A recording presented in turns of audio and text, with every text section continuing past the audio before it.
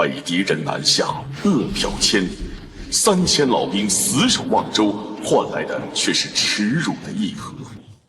奸相把持朝政，残害忠良，致使大计满目疮痍。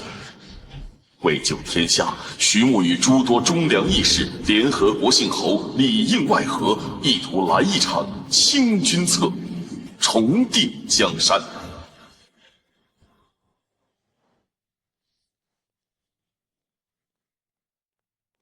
牧哥，这30万两银子全部都交给皇宫吗？一分不留。牧哥，那这些银子都是谁在花呀？我估计马上会进那个奸相的手里，就像这天下间无端消失的7成粮食一样。牧哥，你别看着，那奸相若敢动1分钱，我当场撕了他。四虎，别冲动，这次务必要先过了奸相这关。走吧。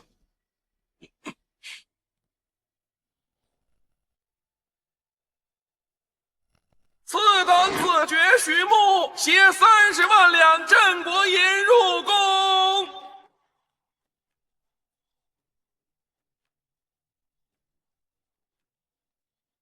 小东家，请进吧，相爷在等着您呢。四虎，你在外面等我。牧哥，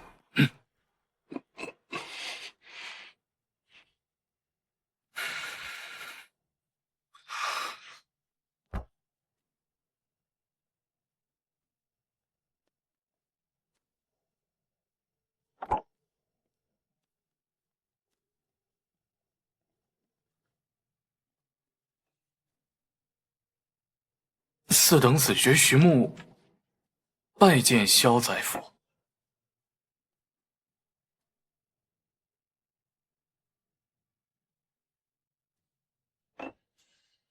30万两银子，你倒是舍得。回萧宰府的话，讨命而已。先前听说你与国姓侯关系不错，莫非是想入了皇宫，做个内应不成？国姓侯出了长阳之后，我便一直被人刺杀报复。之前是有些关系不错，但人总是会变的，水往低处流，人往高处走啊。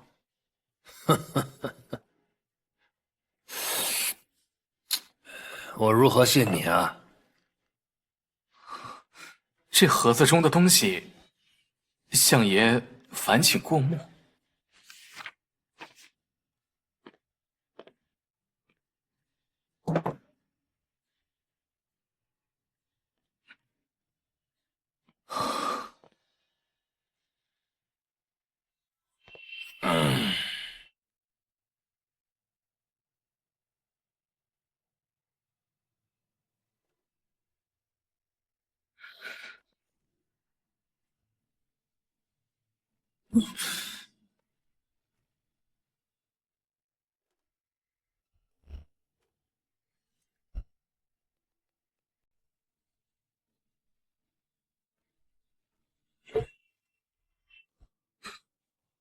相爷，我徐牧好不容易才在内城把生意做大了，我不想被人赶出去。这个便是我送给相爷的大礼呀。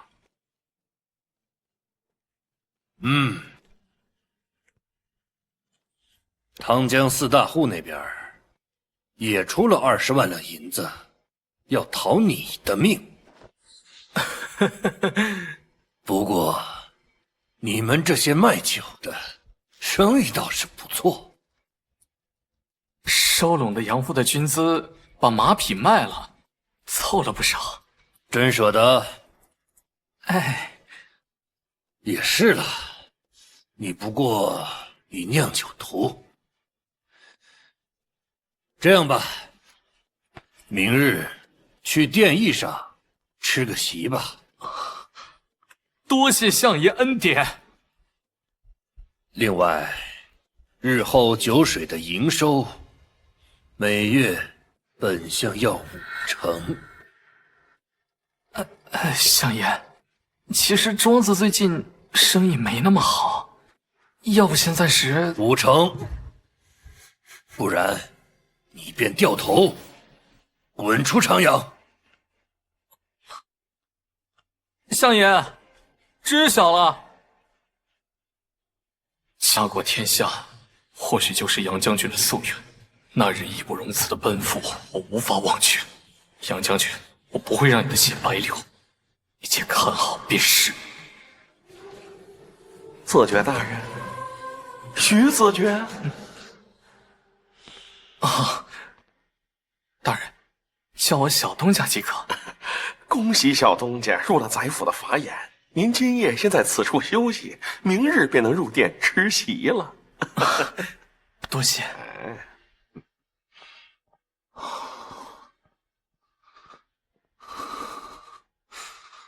木哥，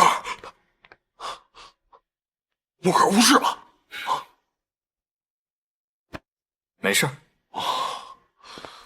木哥，那我当怎么做？夜了再说。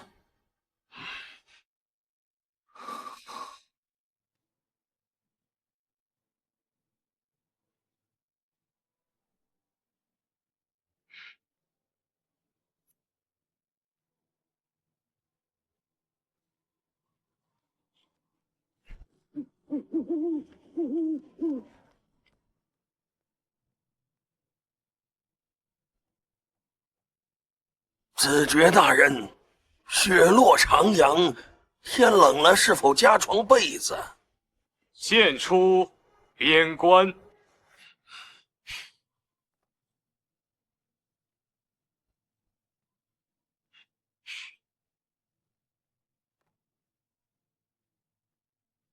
小东家，一炷香后，请随我来。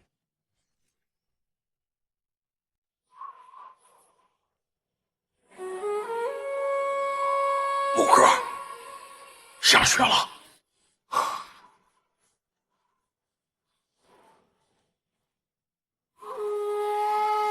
小东家，那些羽林军嫌脏，嫌这地方脏啊，很少会过来。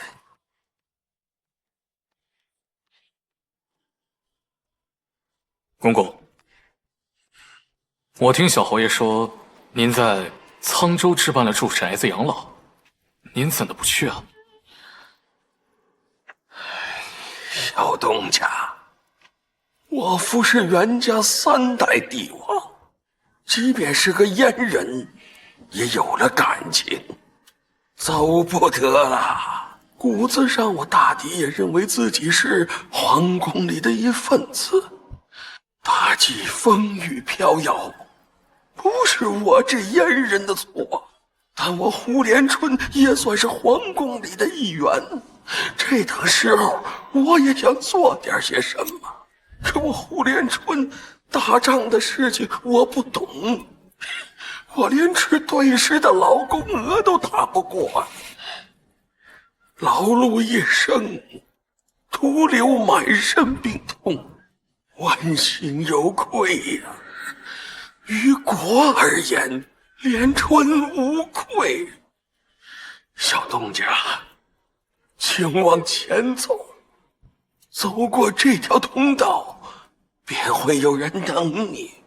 我便不去了，还有事情要做。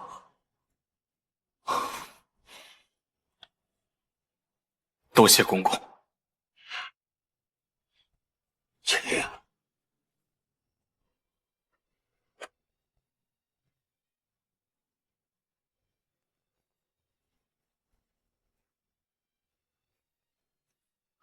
恩人何以报国？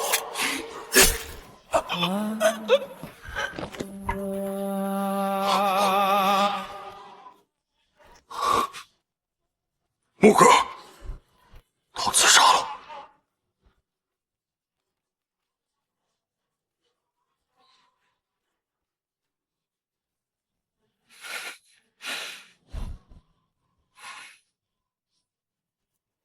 木哥，我怎么有点难受？难受的话，待会儿杀敌的时候，多杀几个。好。孤勇一场，不求封赏，只愿民康。一味灯，不为城，让我热血照四方。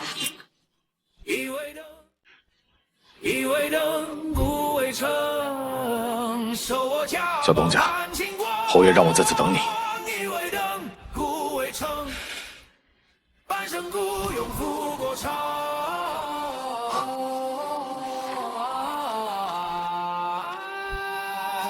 古往今来，敢入皇宫出奸佞者，皆是英雄。小东家以身入去，必为史书所写。今兄已率大军剑至长阳皇宫内，我为贤弟已备好1000人的御林军，只待贤弟射火入定，到时里应外合，便可一举成事。剩下的事，宇文会带着你做，不管成功与否，贤弟从此都将名震天下。今夜，侯爷该动了。于统领，侯爷未在信中说详细的计划，还请于统领告知于我。我手底下有1000人的御林军，愿意跟着侯爷搏一回。争夺长阳城里，侯爷已埋了5000虎堂死士，另有老卒、护院、屠夫、义士3000人，愿意共赴国难，加起来共9000人。我等要利用这9000人，杀开一道城门。那奸相有多少人？近10万人。好，多少？小东家，敌军10倍于我，想要杀开一道城门，并不容易。木哥，侯爷当初为何不多藏一些？5000虎堂死士已是极限，人数若是不对，很容易被查出来。小东家，我这里有件袍甲，你先穿起来。我会带小东家去到火顶的位置，到时候请小东家试火入定。今夜是雪夜，恐城外的大军看不清火光，再大的雪也遮不住亮堂。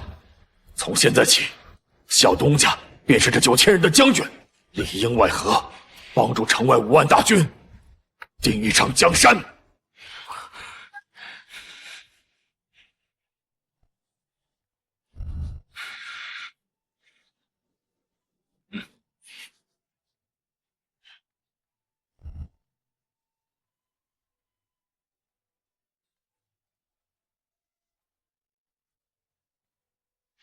请将军施令。木哥，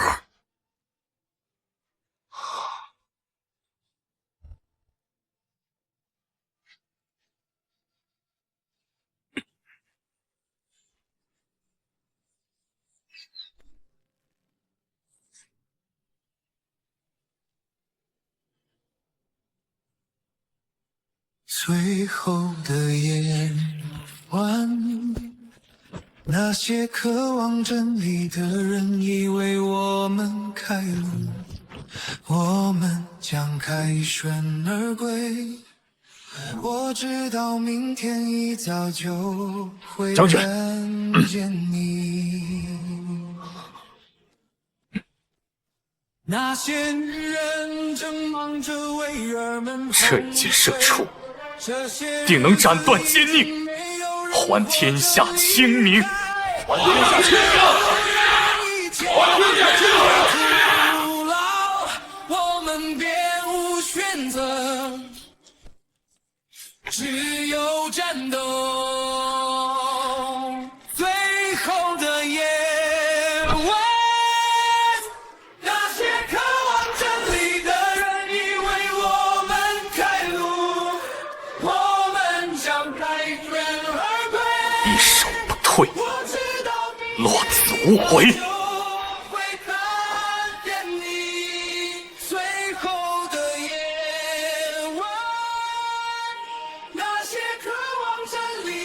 吴地将大火燃起，他在指引我们前行。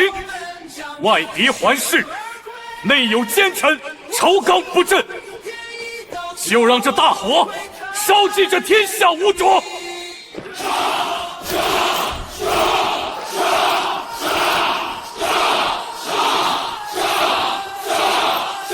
进军！我等立即出皇宫，宫外的8000大军也该等着小东家了。小侯爷，估摸着已经开始围城。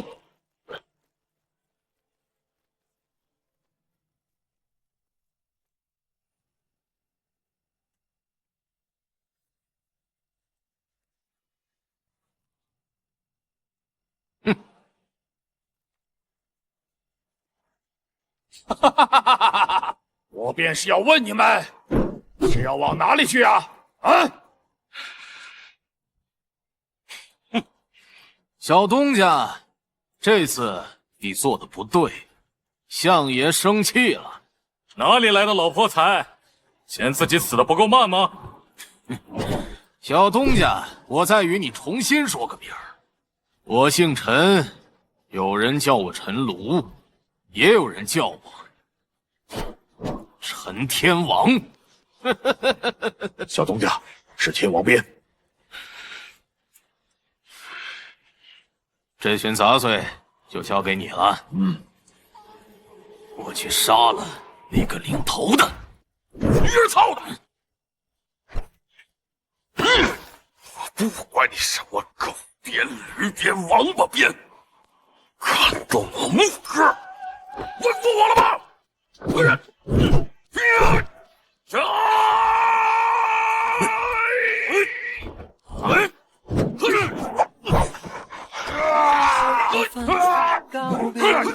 光华十分前无了，在逃亡灭绝，你孑然帝国，游离在荒野，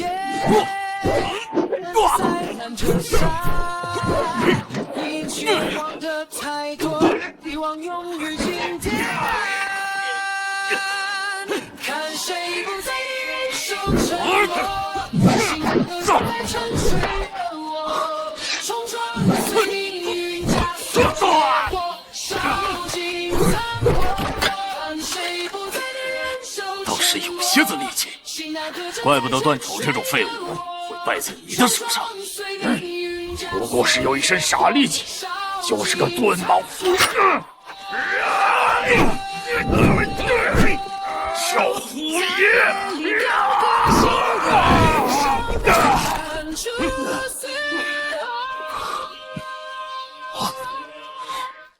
这还打不完，完了！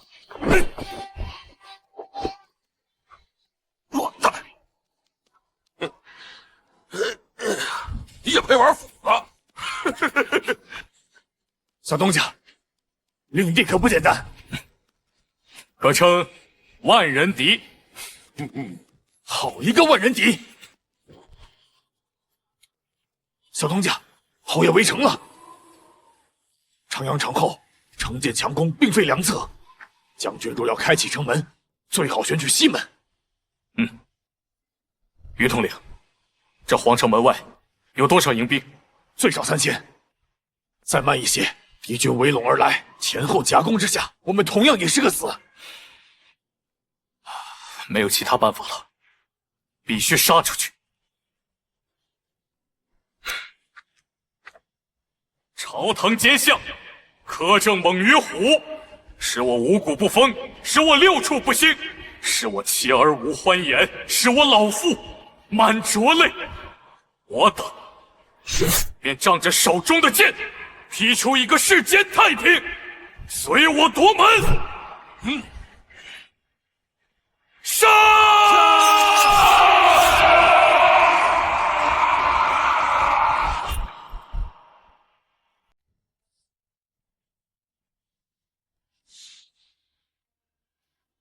相父，是否那阵的小皇叔带人杀入了宫？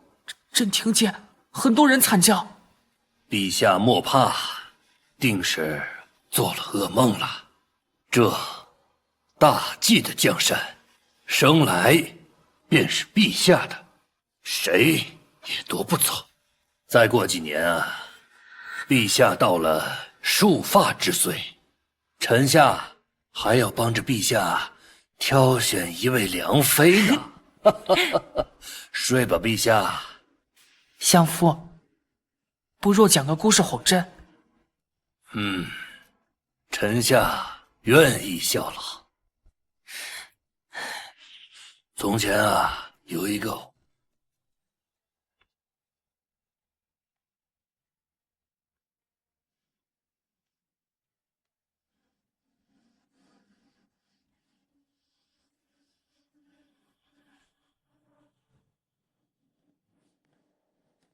萧大夫，战事在即，最好莫再等了。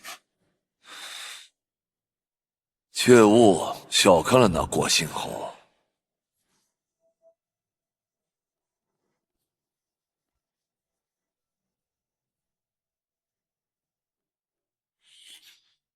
这一轮，我早候着了。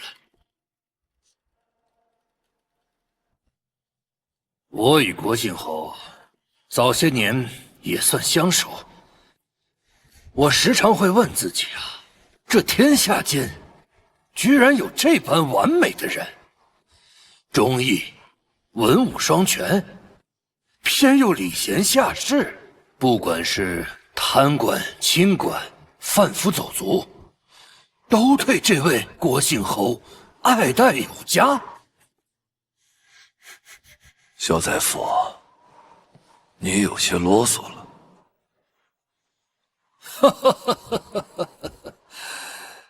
莫急，此战过后，我允诺你的自然不会少。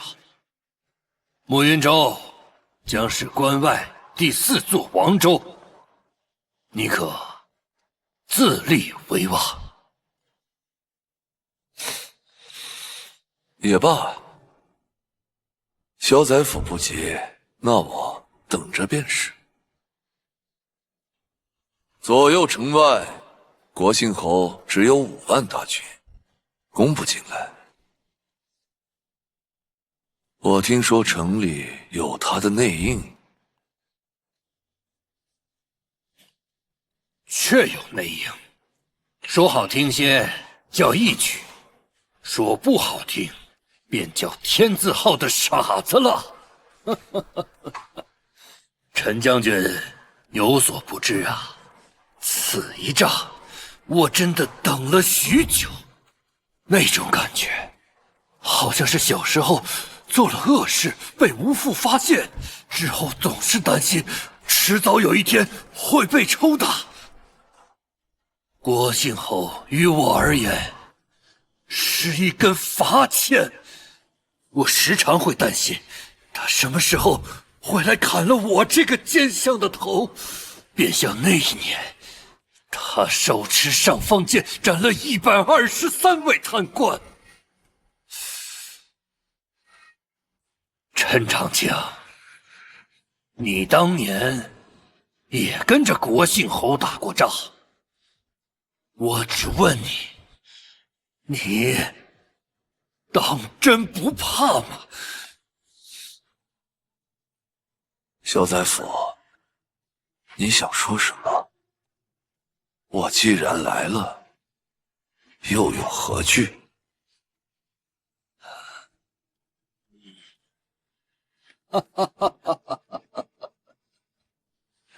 世人说我是奸相，却不知并非我误了王朝，而是王朝自误，才有了今日的我。有人视金银为粪土，便会有人为了半个铜板机关算尽，手握权力，想要的想贪的只会越来越多。试问这天下有几个是郭信侯这样的人？没有。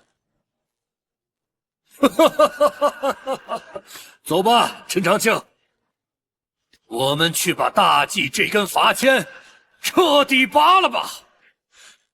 这江山以后如何，该由我们说了算。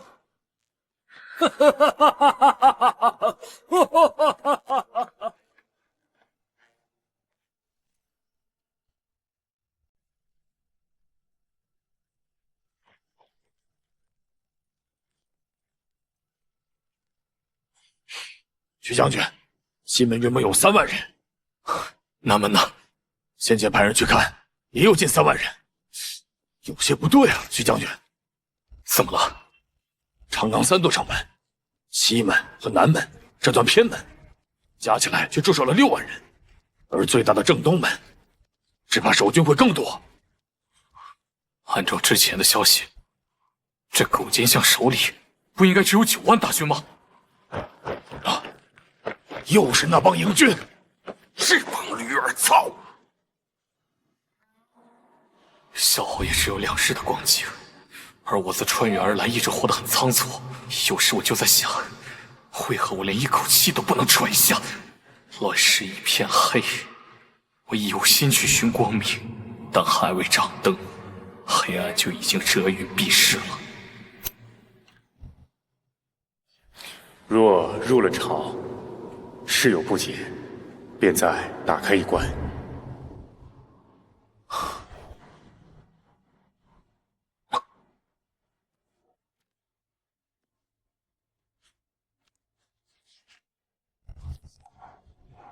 关仓，我来告诉你，这世上至少有70%的粮食无端端的消失在这个天下间，谁在藏，谁在收，又有多少人藏，多少人收？侯爷，还有2日的光景。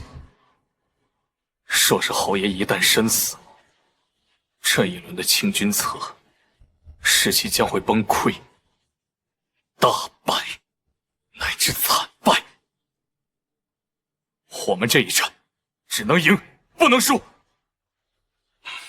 但是困在这内城，只逃是没有用的。小东家莫非已经有了破局之法？烧关仓，烧关仓。我们在城内，侯爷在城外。这狗奸相稳坐皇宫之中，一点都不慌。他的底气究竟何在？小东家的意思是，狗相粮都在长阳城。只要这狗相把我们给杀了，侯爷便进不来长阳。就算侯爷围城，但粮食也够整个长阳的人吃上1年半载。这么多粮食，真要烧掉吗？风雪之下，这火烧不起来。我要烧的是狗奸相的心。于统领，事不宜迟，现在就出发。是，听徐将军的。跟我走。走。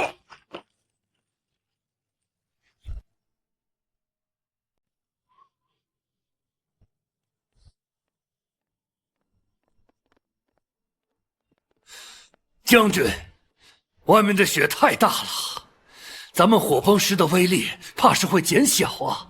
再隔着护城河，崩炸的势头不能连续啊！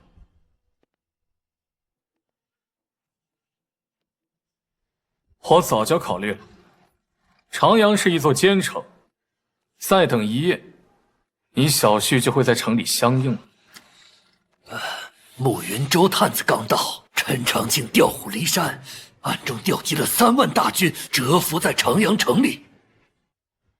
现在城中藏了12万的兵，我猜得到小远路对他许诺了什么。唉，这也是没办法呀。现在天底下想往上爬的人多的是啊。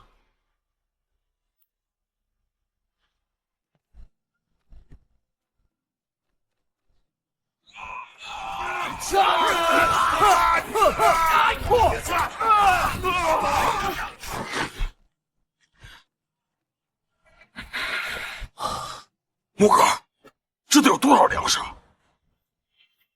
将军，都烧了，岂不可惜？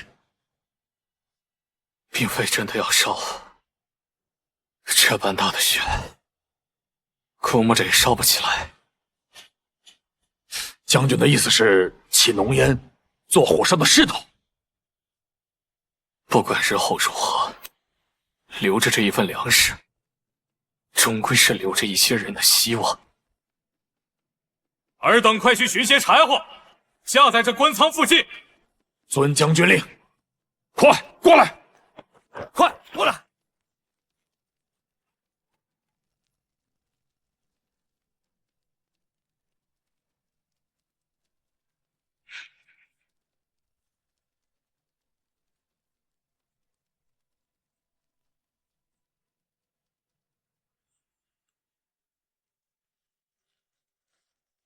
城南的官仓被乱军占了，哼哼，那些傻子终于开始闹腾了。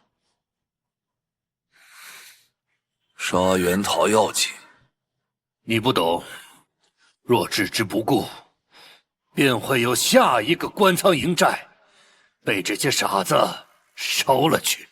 多少人的乱军？约莫1万，领军的是袁桃的人，据说在关外打了一场漂亮的硬仗。你的意思是让我带兵去绞杀？甚好。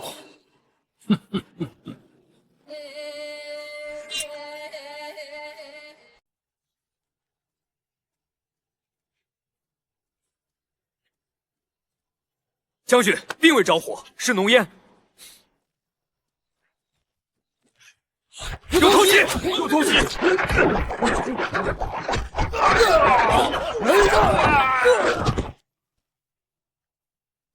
这小东西还挺让人意外的。先前那个奸相说他叫什么？回将军，叫徐牧。哼，列好盾阵，杀出营寨。是。枭首徐牧者，赏千金，封皮将。是。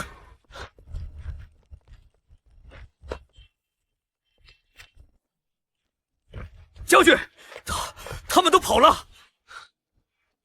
跑哪儿去了？四散而逃，入巷道了，追不追？都别乱动。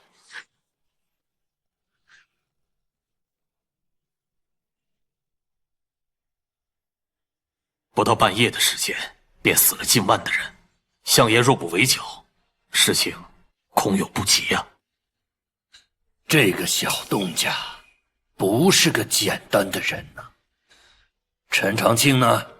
他还在城南一带，追着部族1000人的疯子营来杀，但是那边都是向导，他傻了吗？唉，这疯子营悍勇无比啊！接着向导不断侵扰，慕云州的营兵一退，这疯子营的狗夫便会在后射杀。射完几轮，又奔入了巷道。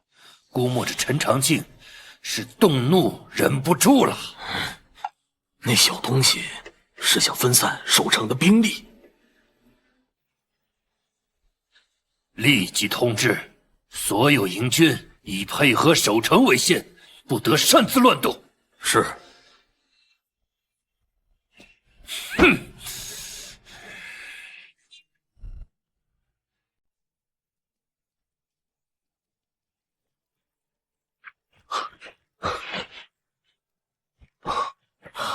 于统领，我们这绕城一周游击的战术效果显著，这城内的敌军已经被我们分散开来了。只要我们能1个时辰之内拿下这西门城楼，便大势可期。将军，是时候通知侯爷那边了。发信号吧。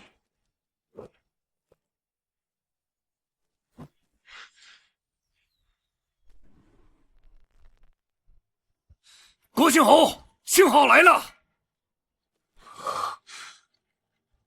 大军听令，定百豪在，命你带1万人佯攻东门。遵令。桂英，命你带5000人佯攻南门，以千军为主。是。其余人随本侯攻打西门，给我杀！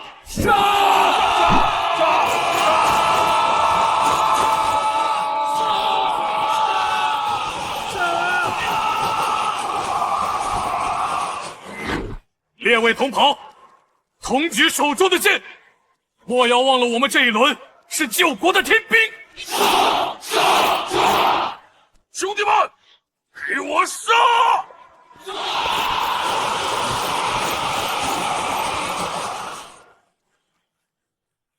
我要打10个！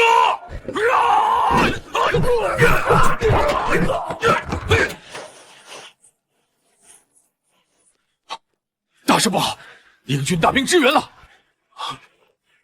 如果让援军解放成功，我们就白忙活了。所有人，随我拦截敌人，杀！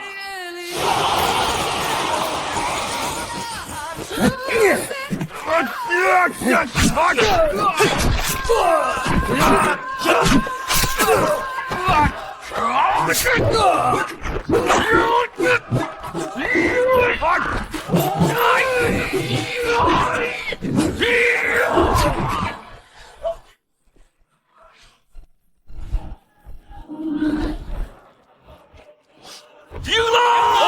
我赢了！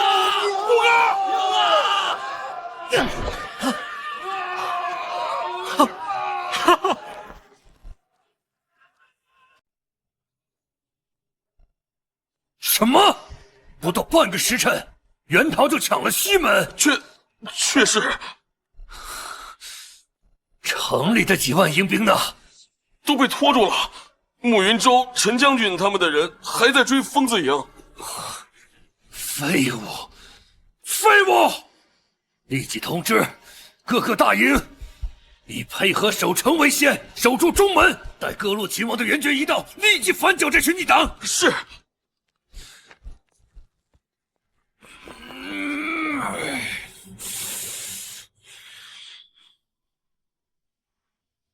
哎，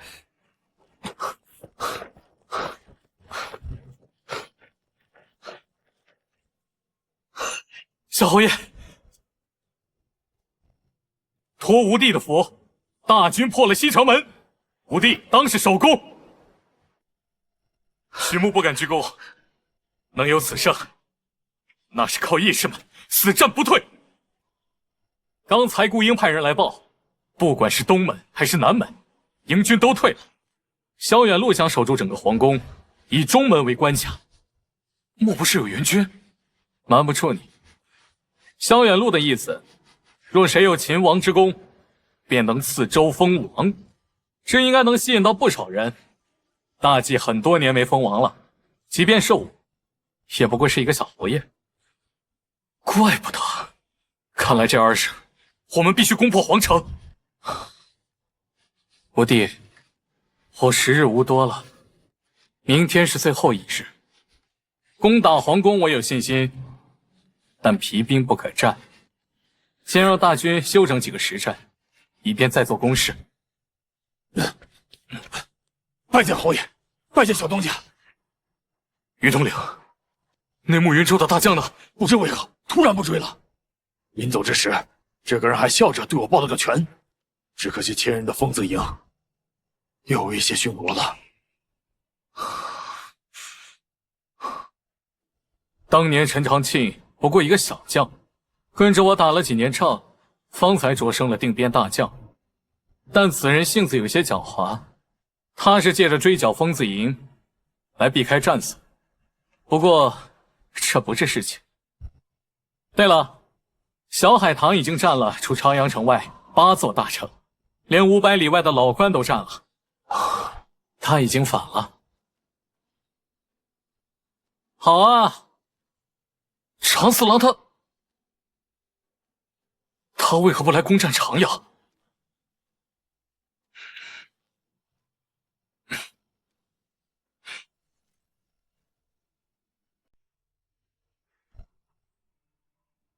小东家一夜起事，23城攻占8城，8城的地势互为犄角。那狗相出了兵力，那些守城的大头兵，自然是不够打。听说国信侯先前刚攻下长阳，若是我等黄雀在后，说不定会有奇效。以长阳为中心，最多几月之内，便能全占内城一带的重镇。再说吧。报，主公，河州校风营征北将军赵青云带着2万骑兵，冲着老关奔袭而来。他算个狗屁征北将军，巧了一匹敌马，还真把自己当个人物了。那一轮大战都是小东家打下来的。主公，校风营的前锋太少，让我等速速让关。他说什么？说是要驰援长阳，诛杀反贼。去告诉校风营的探哨们，我反贼常小堂就在关里，让他赵青云马上攻关。另外，和他讲清楚，守关人只有3000人，让他速速攻关，不攻是狗爹养的。是。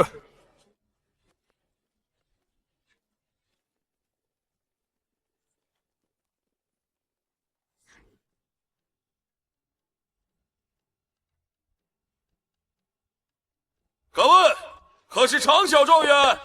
不是，我是你爹。哼！你造反了？我就站在这里，等你捉拿反贼。你敢不敢？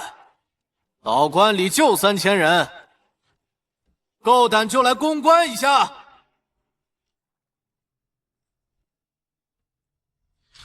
常状元，你我无冤无仇，这造反的事情，日后若上了朝堂，我也定会为你说情。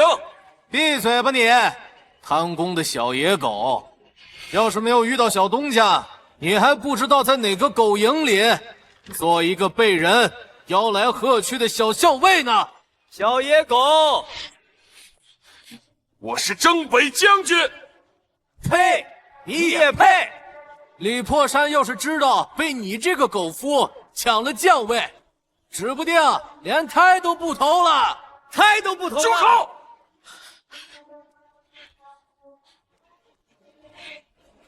来，你来攻关一下，谁不攻就是狗爹娘养的。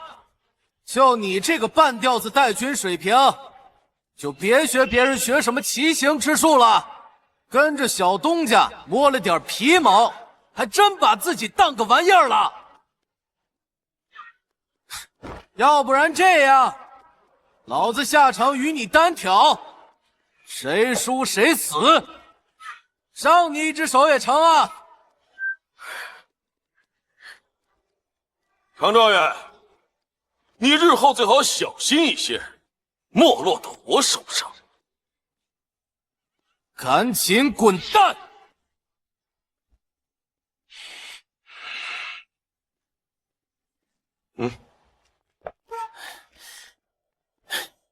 老关附近的小路都断了吗？回将军，都断了，路子都堵死了。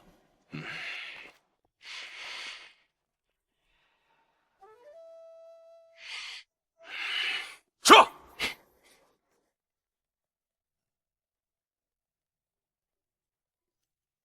要帮，只能帮你到这儿了。就当你我当年一起喝花酒的人情吧。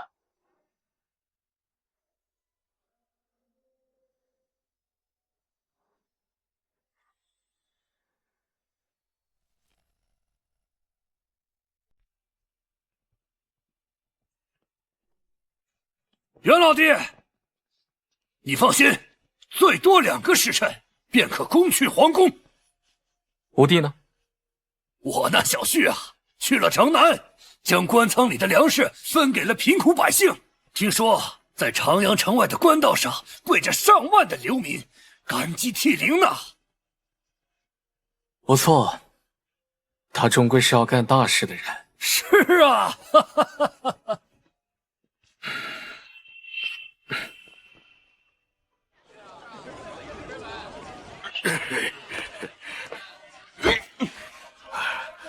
大家不着急啊，我们东家说了，人人都能分到粮食啊。小东家，如此顾念天下苍生，不如做我们的皇帝啊！对呀，我们的皇帝，就是来，分粮食啊！谢谢，谢谢啊！元兄，累了这么久了，不如回去休息一下。谢谢。来，徐兄，百姓苦啊！不瞒徐兄，我从来没有想过天下的百姓会如此的困顿。谢谢。若遇明主，他们也能过上好日子。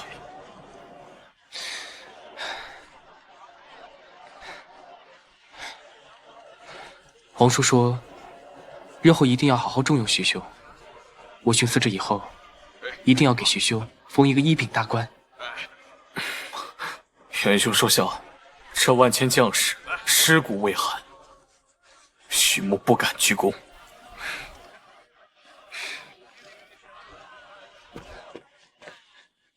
来，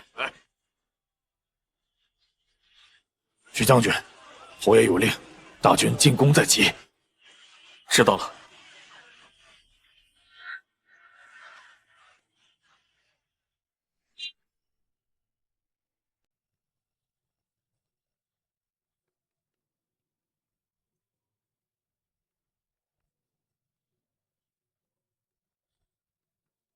我弟，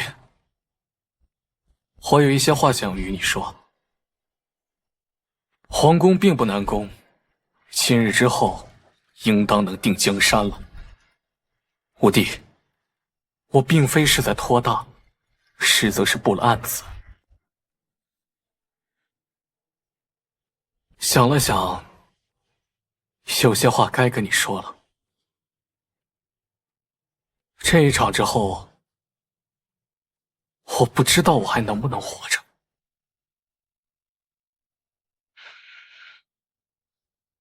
侯爷，你有什么话，许母听着。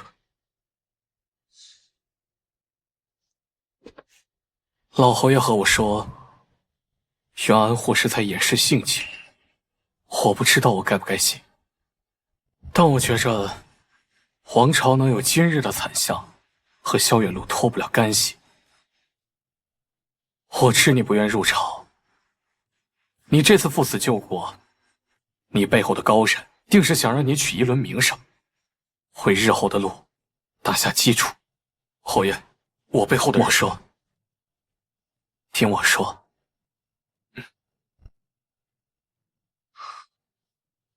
我身边除了顾英之外，再无相信的人，并非我多疑，而是我见过太多人心的险恶。胡弟，你是第二个。袁安登基之后，你暂时替我去监国。小海棠那边，我已经和袁安说过了，表平叛有功，设封为豫州王。若江山稳固，他不会有什么其他心思。但豫州城离着长阳不远，时间一长定会生变，所以五弟，你替我去送一封信给小海棠。其他的定边将你不用管，也不用想着薛军。短时间之内，这些人不敢有异动。另外，我觉着我的身子有些无力了。定了江山之后，说是我杀不得，你想些法子，把陈长庆杀了。陈长庆？陈长庆？陈长庆是我的案子，怪不得侯爷对此事这么肯定。先前他一直在保存兵力，并未参与守城。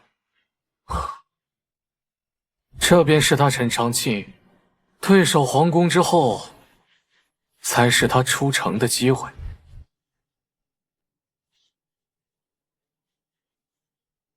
这件事情，小东家你是第2个知道的。离你越像，我都没讲过。侯爷为了今天，到底布了多少棋子？那为何要杀陈长庆？他不是功臣吗？我死之后，没人能压得住他。这一轮清君侧，实则是迫不得已。陈长庆会些武功，你身边那位虎士，当能打得过。其他的，我便再看不清了。胡弟，你暂时留在长阳，替我监国。我这份名单里有5位清廉之臣，可为国之臂膀。说袁安，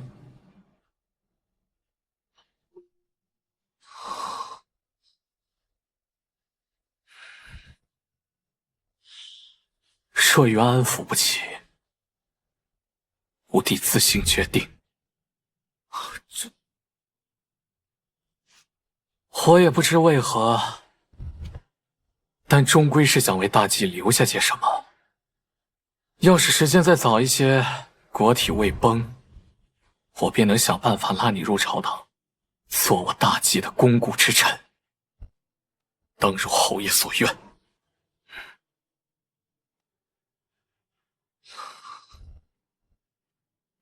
我弟，你有无怪我把你卷了进去，并无。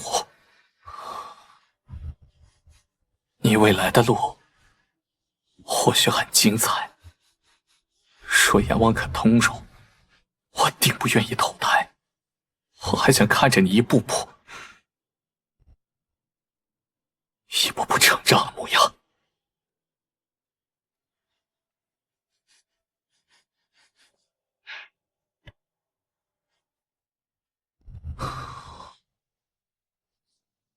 五弟，随我杀完这最后一轮吧。我这一生读了太多的圣贤文书，这一生都不愿意说脏话，但这一次，我袁桃便要破骂一句：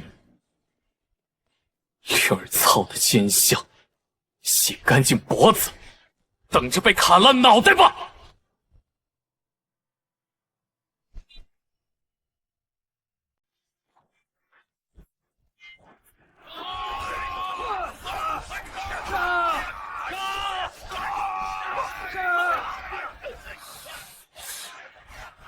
陈长庆，你怎么看？部首，等待各路秦王的援军。只一座皇宫中门，国姓侯若是愿意，用崩石能炸得开。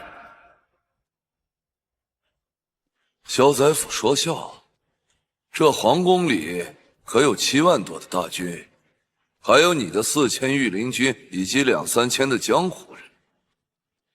陈长庆，这一回你打前锋如何？让你的暮云州勇士们撑起第一波的威势。不妥。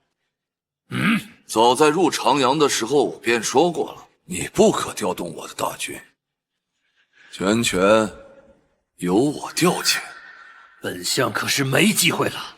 国姓侯打入皇宫，谁也活不了。所言甚是，那便如萧宰府所言。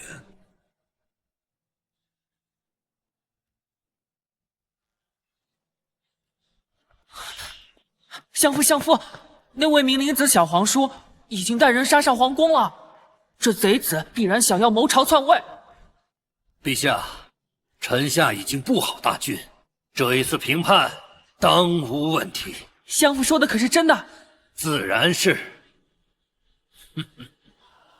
真好，这贼子正要让他一生入不得皇家族谱，等他死之后，正要找80个御史，把他的罪状都列出来。陛下，要开战啦！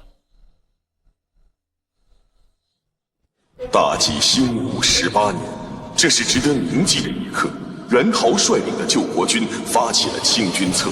连绵不断的大军从朱雀大道一路打到了正阳。武神陈长庆，愿随国信侯救国。而皇宫里的慕云州大军此时终于有了动作，纷纷调转了弓箭，对准皇宫里的营军。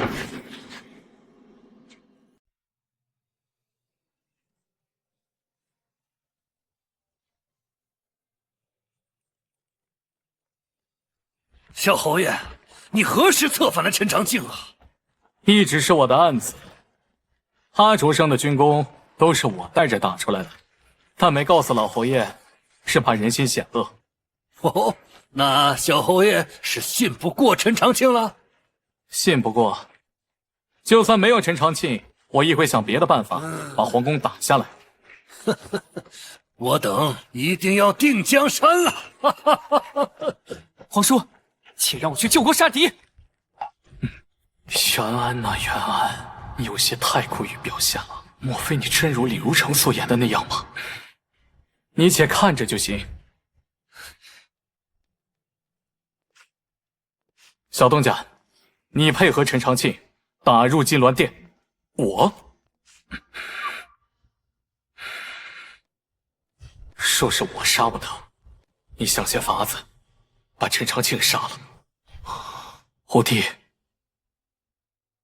你且去吧。好。木哥，听说军功能换馒头，我也去。等等，木哥怎的？帮我杀个人，杀了他，不仅馒头，羊肉汤子也管够。那可就好啊！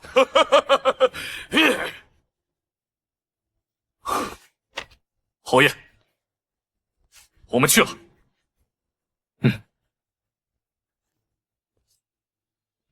走。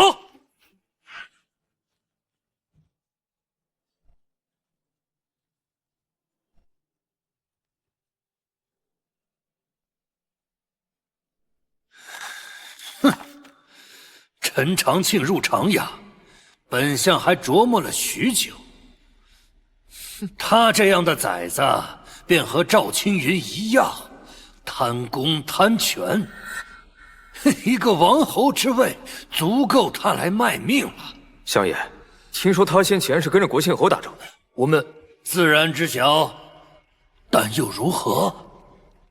我说过了，这天下间不贪的人，只有他袁桃一个。什么天下百姓，那些贱民生来就是脏种，有口野菜来吃，能活着，便可谈什么大义？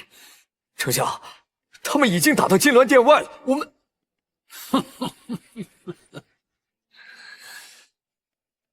陛下，我这一生如履薄冰，你说我能走到对岸吗？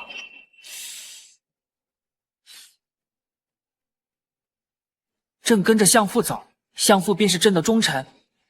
好。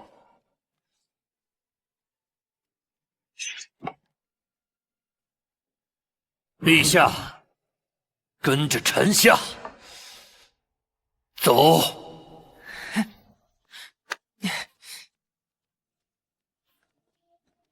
相父，那个小小皇叔会杀了朕吗？陛下莫怕，他不敢弑君。如若这次不死，我定要将那些自诩忠惠之人一个个都杀掉。陛下终于长大了。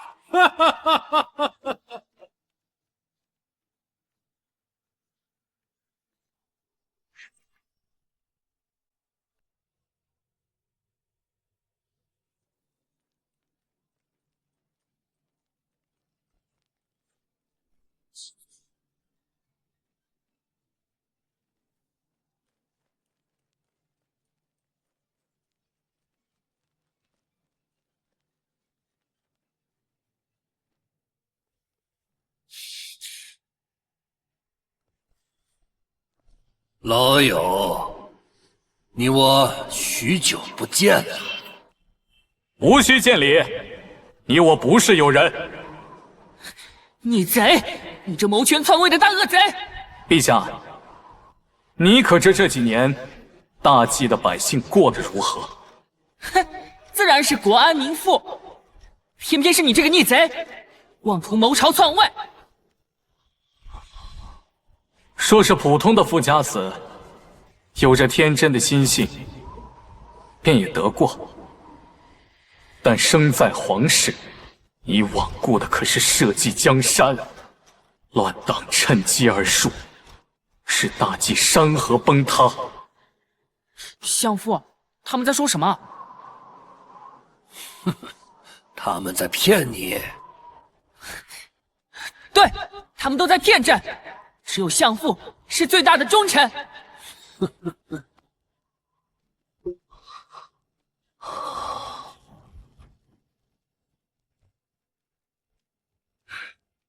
萧远路，此乃你罄竹难书的89道罪状，你还有何话敢讲？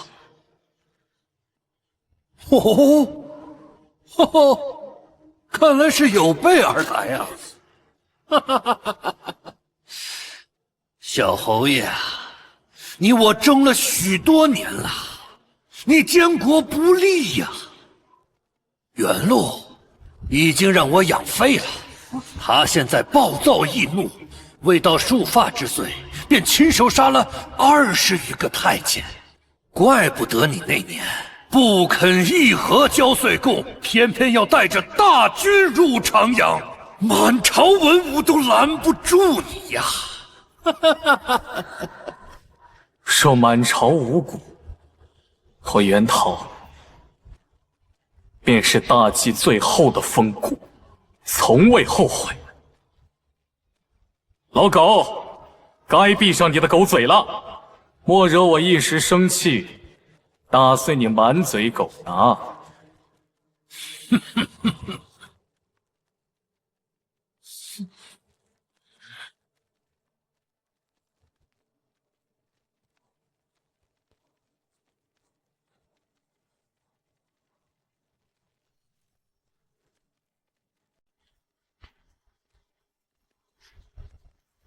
哦，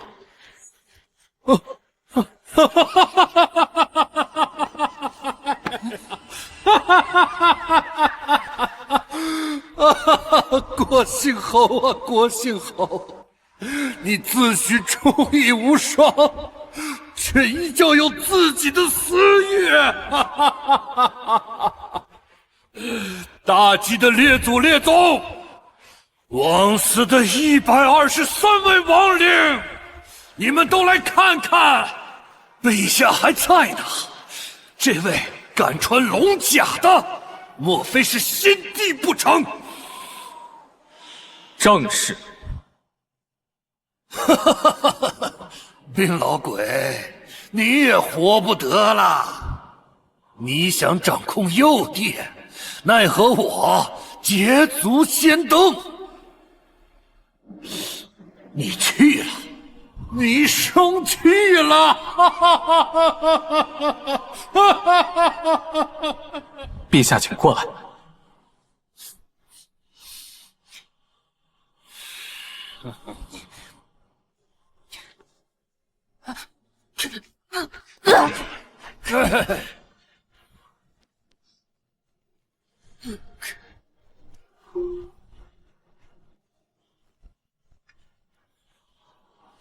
莫争了！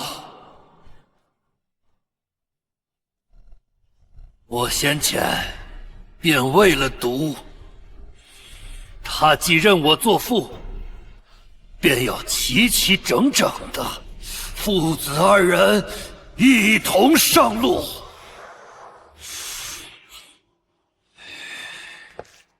袁桃，你争不过我的。你活着的时候，便像一个被人丢弃的野狗，惶惶终日；即便死了，也是一样。哼！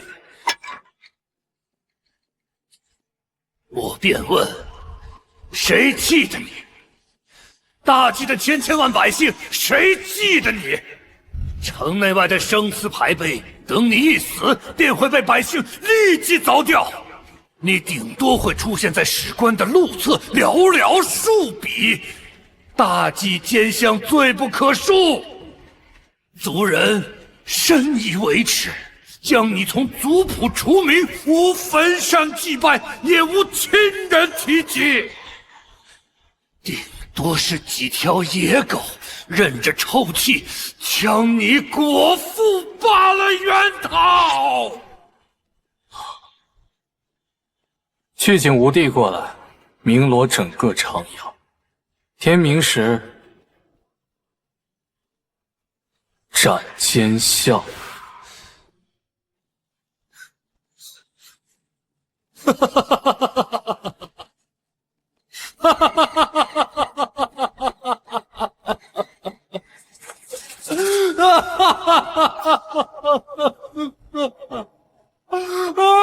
哈哈！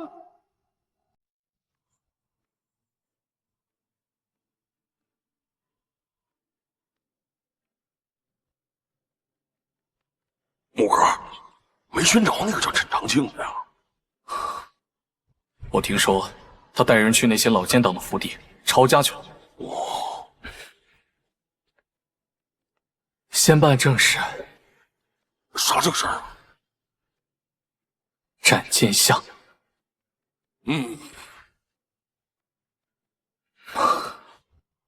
这次打入长阳，我讲过了，你是首功。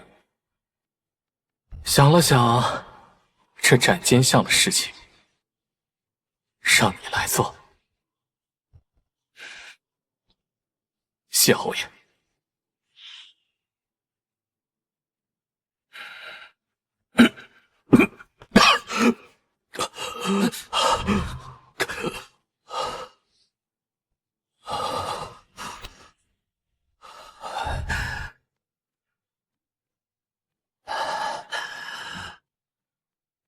我再无别的东西留给你了。这些年，我并无太多家资，只剩下4000虎堂死尸，你暂且留着用。到时候，我和顾英也说一声，让他也跟着你。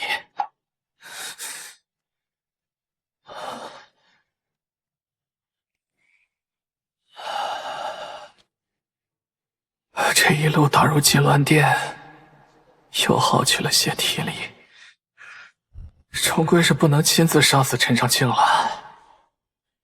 五弟，你去想些法子。许木明白。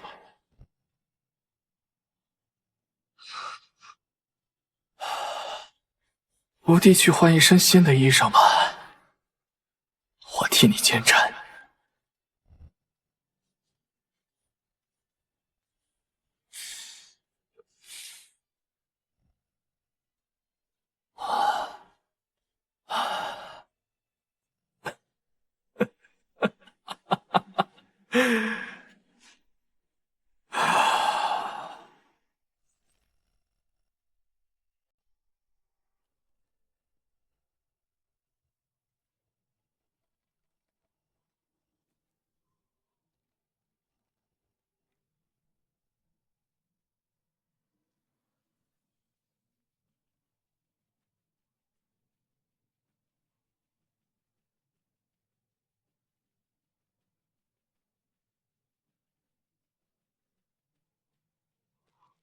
五弟，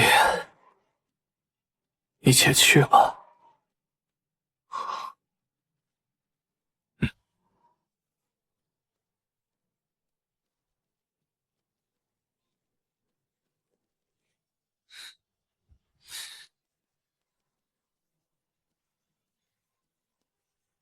木哥，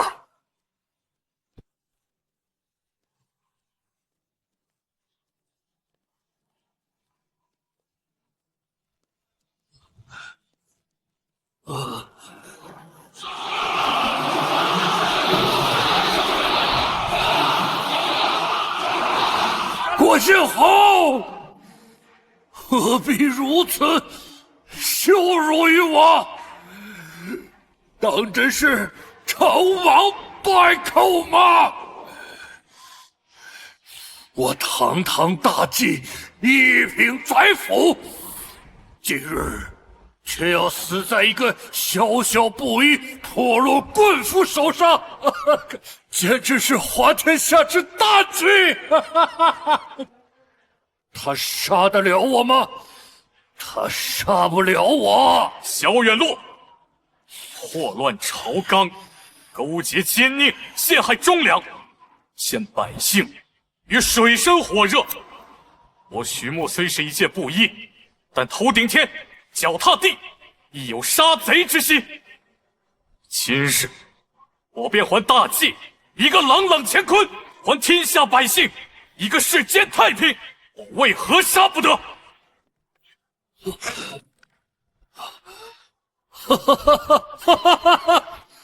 杀吧，杀尽这大计万千贪官，杀尽这芸芸众生的孙彧贪念，杀到这朝堂之上，只有你袁桃一个孤家寡人才好！说得好！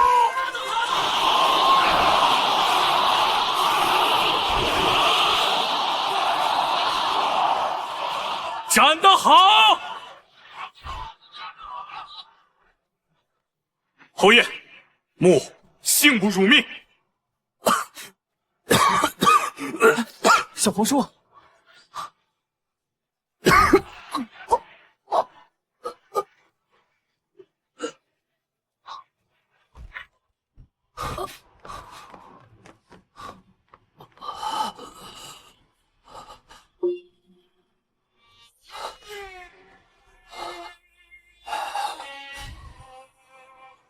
我见怪，原本想给你回一个见斩礼，奈何这身子无了力气。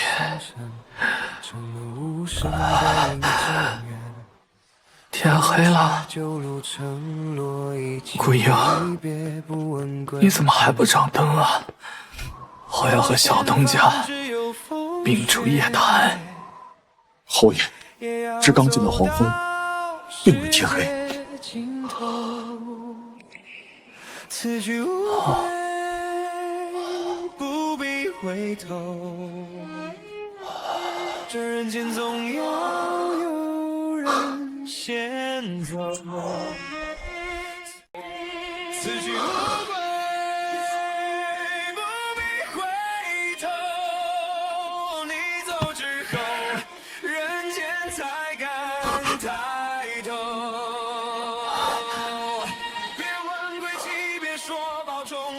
五弟，你扶着我走吧，去城墙那儿走走。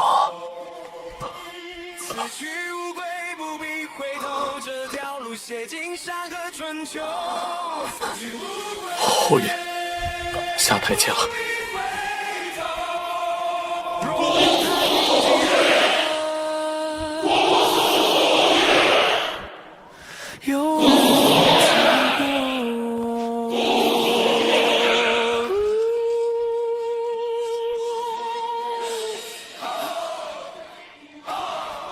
天亮之前一步退路。侯爷，我背你吧。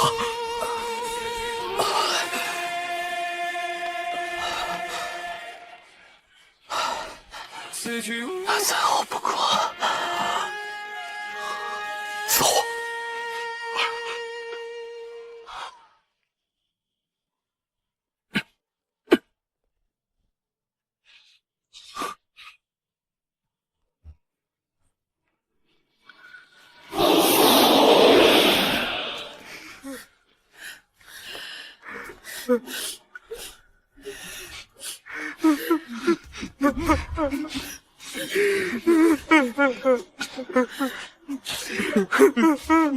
定了江山，下去见了先帝，他固然要骂我，但我源头有罪，却无过。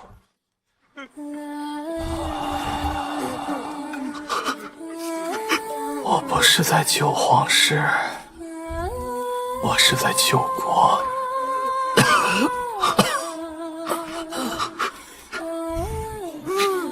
有些事情终归是有人要做，生在乱世并非你我所愿，但国崩而不救，便是你我之过。顾英，主子，长阳青石巷的柳家书生颇有几分大才，你送银子去周济了吗？主子放心吧，送了。凤阳镇有10几户百姓受了冻灾，你去官房催赈银了吗？主子放心，也催了。顾英，你以后就跟着小东家，听小东家的话。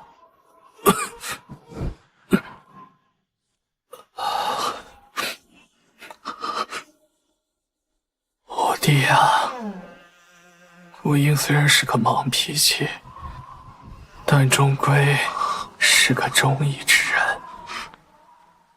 王命可抗，民心难伤，双髯鬓发，志未肯降，久见藏锋，孤勇一枪，不求封赏，只愿民康。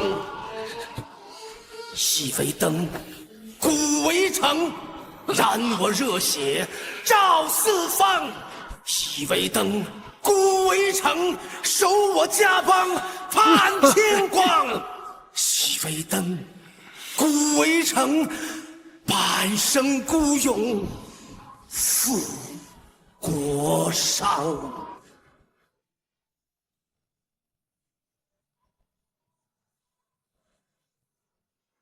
侯爷，我们到了。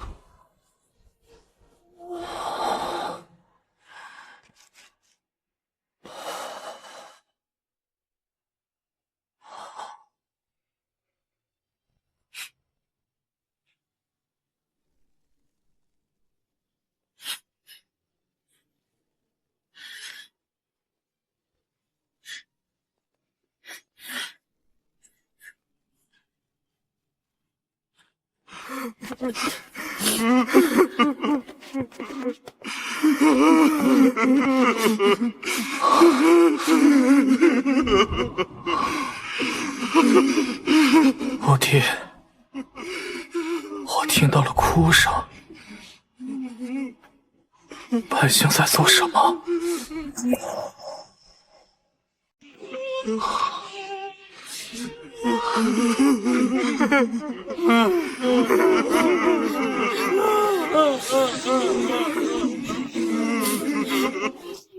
他们在恭送侯爷。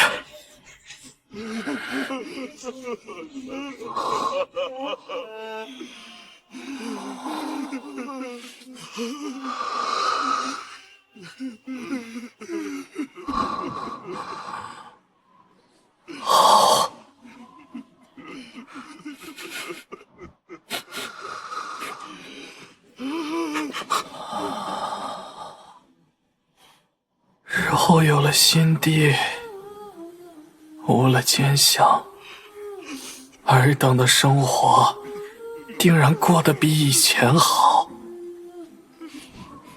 只可惜，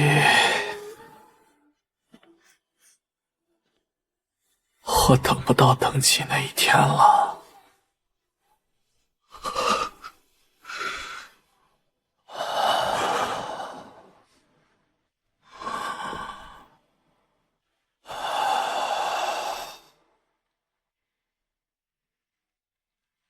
我恨不能驱逐北狄，扬我中原之威，又恨不能再带兵出关，扶我大国江山。30余年的庸碌，每一步如履薄冰，却救不得天下百姓于水火。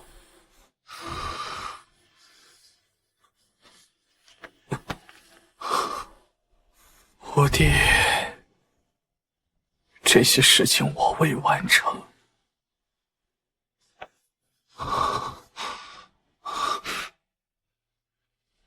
便交给你了。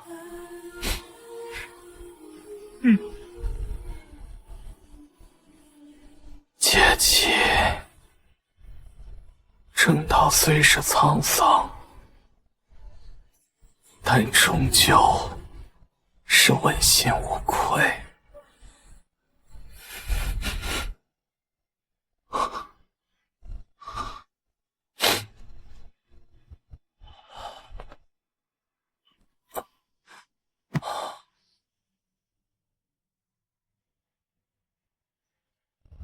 我先前还和顾英说有了空暇，想再去边关看一看，吹吹沙风。当我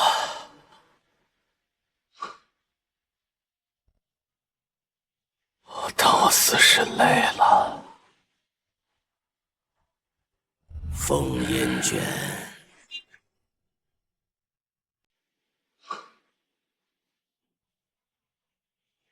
当我死时累了，风烟卷，观哀寒，青龙杯，双未干。青山丽，风里岩，嚼霜雪，作誓言。寒梅破雪，傲骨刺破天。残剑凝血，墨烟春信暖。马蹄响，催征安，刀出鞘，人复闲。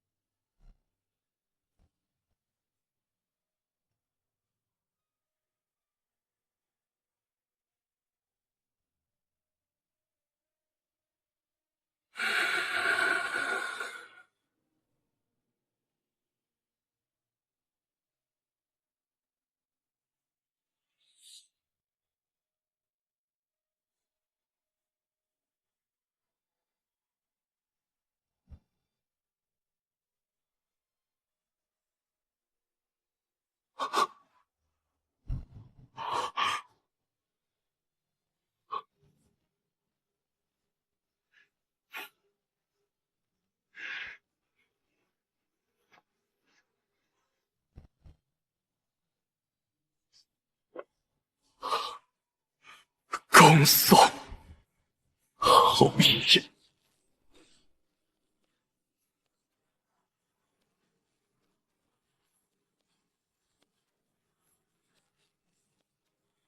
恭送侯爷，恭送侯爷，恭送侯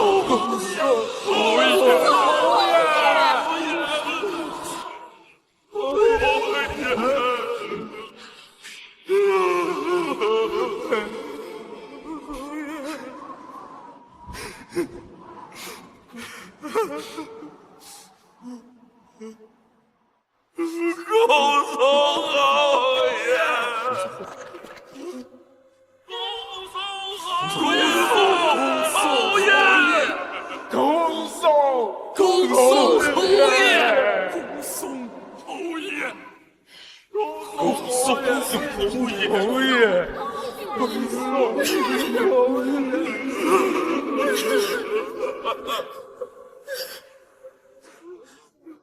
师父，师父，师父，师父，你为何要服毒啊，师父？为一场忠义。师傅，师傅，师傅！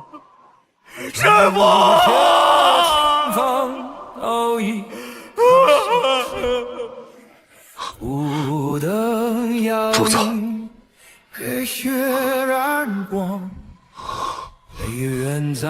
顾兄，切节哀。小东家，侯爷的后事要劳烦你了。顾兄什么意思？我早些时候施了毒药，我怕主子去了，下面会缺个护卫。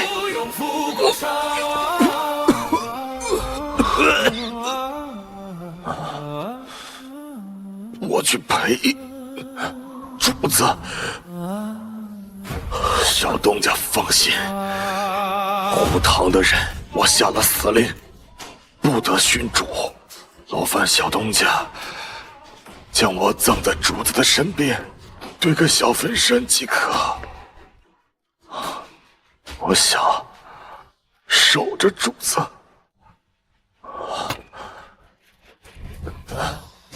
可靠，民心难守，闯战奔发，只为肯顾兄，就见苍风，孤勇一场，不求封赏，只愿民康。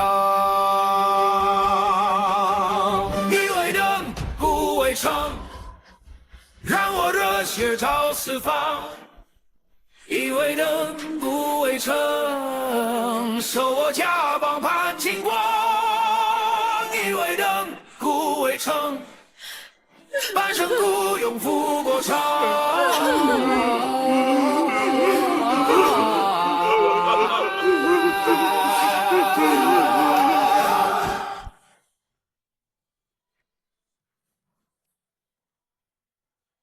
五弟，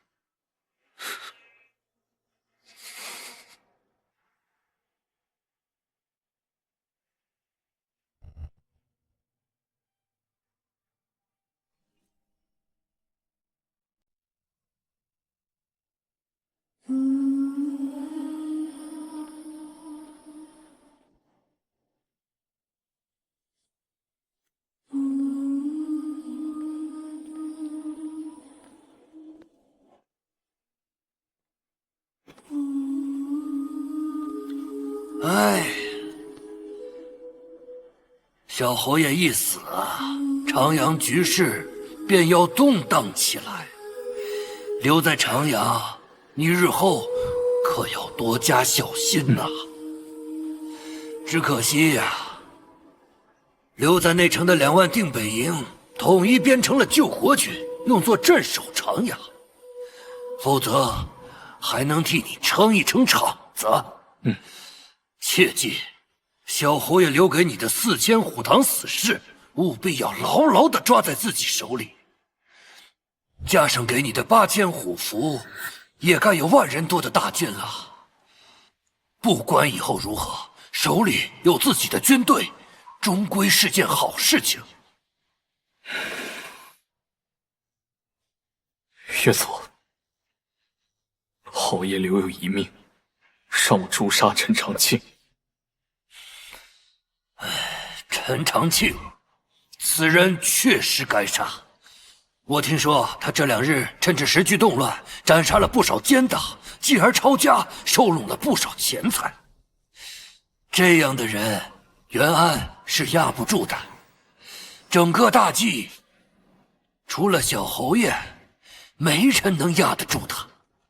侯爷尸骨未寒，他当真是无所忌惮了。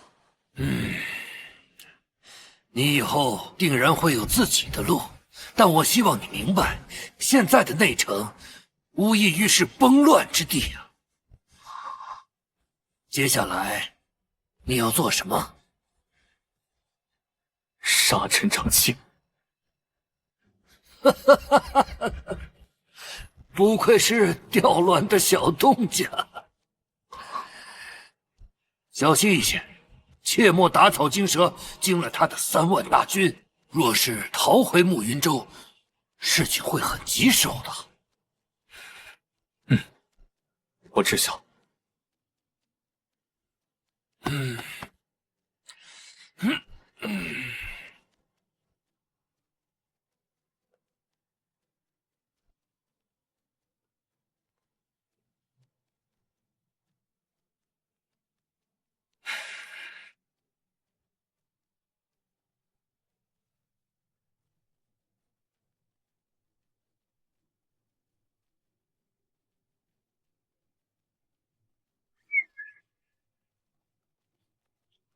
拜见主子。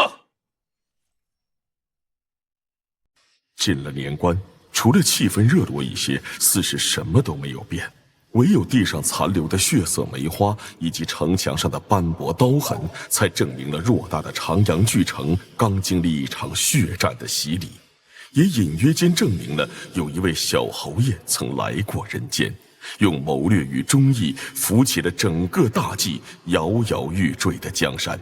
国乱时危道不行，忠贤见死胜谋生。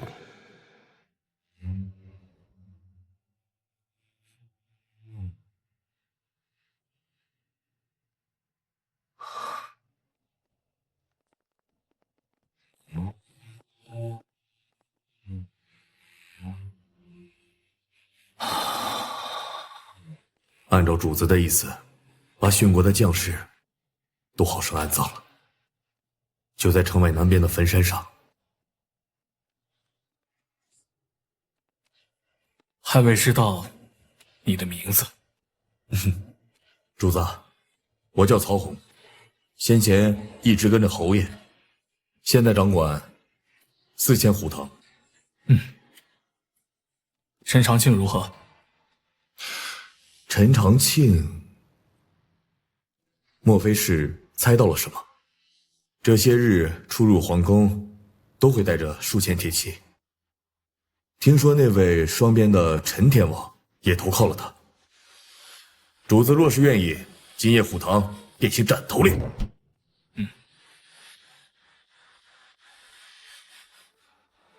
宣安的皇位还没坐稳，若是生变，小侯爷之前的一切努力都白费了。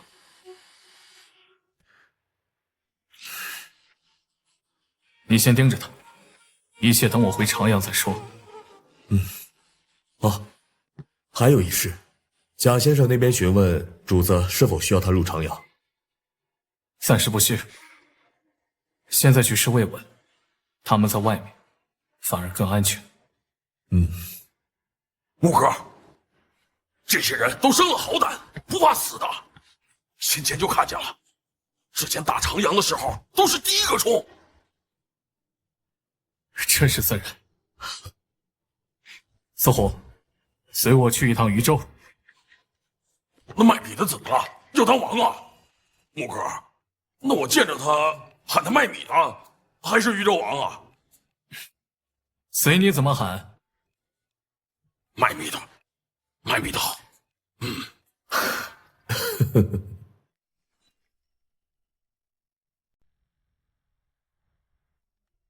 虎哥，长尾小子，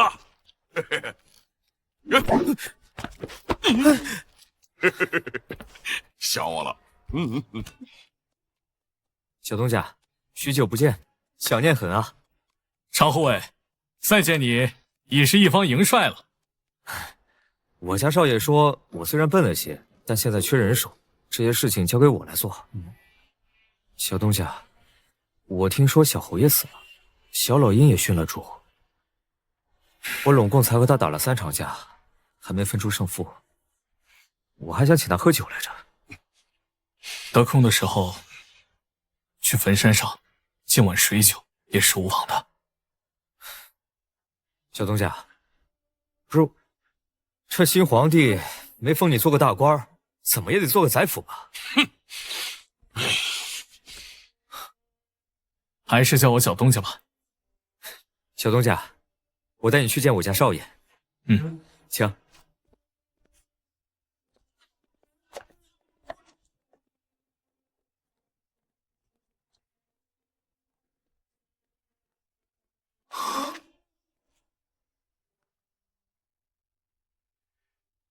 这是小东家，你稍等一下，我家少爷在守孝，今天是最后一天。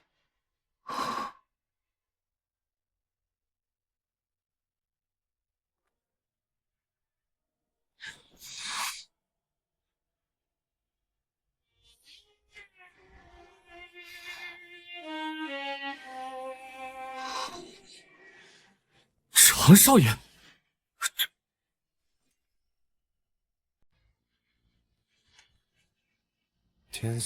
那一日，小桃桃跪在金陵殿，跪白了头。我还想不明白，今日早晨，我看见铜镜里的自己，这才知道，若不然，我还以为我头上落了雪。小东家，怎的现在才来？你怎知道我要来？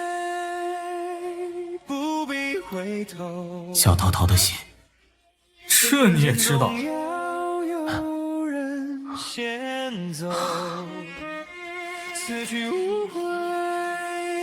这是小侯爷留给你的信。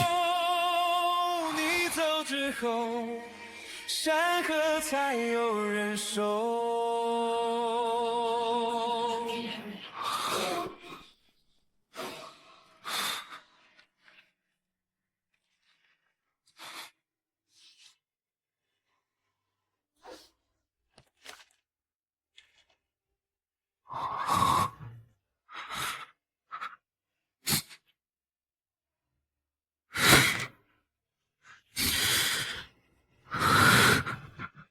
小海棠，我赢了。长阳的事情，我不会再插手。至于封不封王，我也不在乎。小东家，你回长阳城，告诉那个新帝，他这个位子是小桃桃拿命换的。说不然呢？说不然，他做不稳，我来做。小桃桃以将死之身扶起了我大厦将倾，仅凭这一点，我是不会动手的。开春之后，北狄来犯，我也会帮忙挡着。我说过，我们打归打，敌口不得踏入中原一步。敌口不得踏入中原一步。常少爷，果真是掉卵的好汉。小东家，你回长阳城，告诉新帝一句话：渝州附近的8座城，税收和募捐，我来负责。他要是有什么牢骚话，离得也不远，够胆的，让陈长庆过来走2步，也别想让老子上岁贡。他这面儿，是我给小桃桃的。你这都是当王的人了，怎么还这般脾气？你不懂，小东家，我并不看好新政。你可以说小桃桃救了整个江山，但你不能指望一棵烂树根儿里会长出什么参天巨树。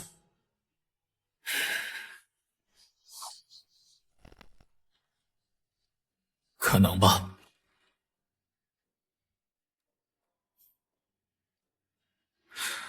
若不然，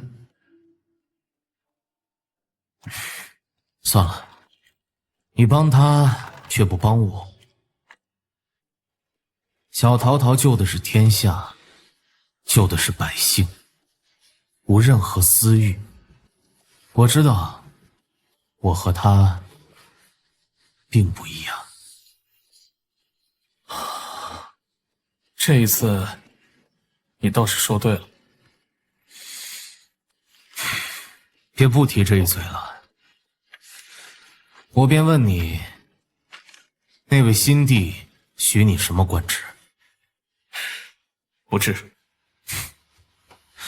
你可要小心一些，卸磨杀驴的道理，我也不用讲。别真到时候变成一只任人宰割的傻驴。这个嘛，我自有打算。要做就做1品，给个2、3品，直接撂摊子不干。以你的本事，狼行千里吃肉，去哪里吃不到肉？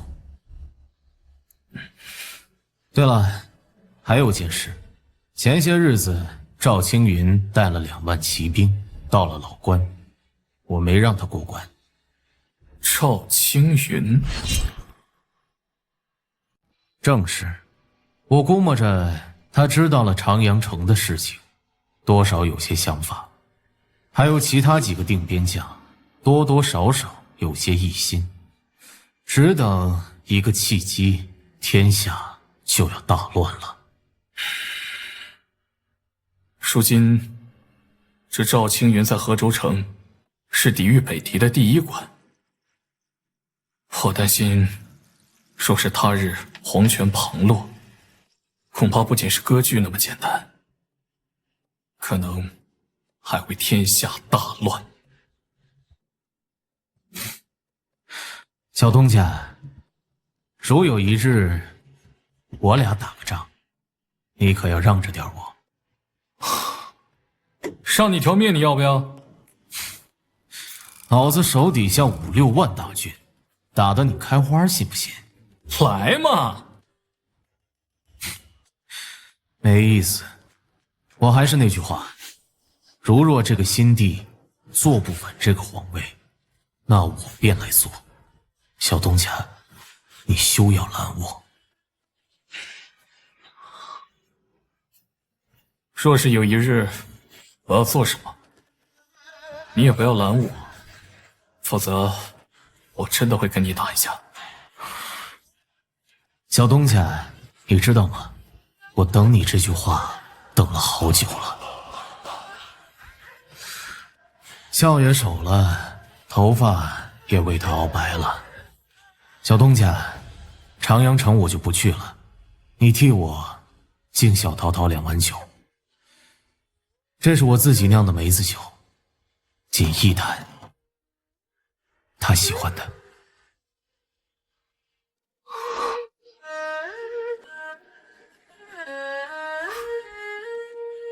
告辞了。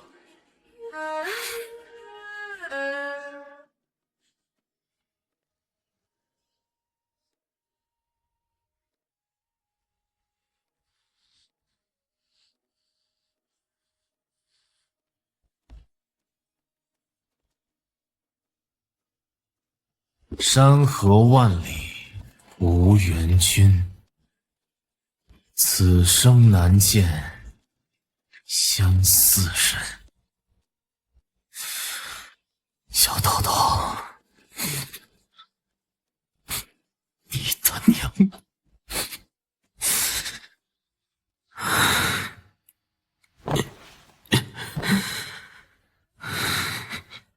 常威，常威，打酒来！老子的心头又放了。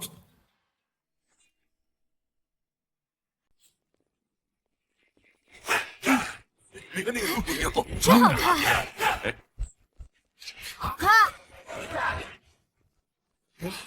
快？过年了，我儿怎的还不回来呀？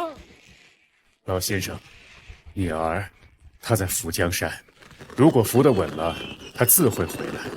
亦或是我们去长阳。若是扶不稳呢？若扶不起，他便会回来。不管怎样，终归是要试一次。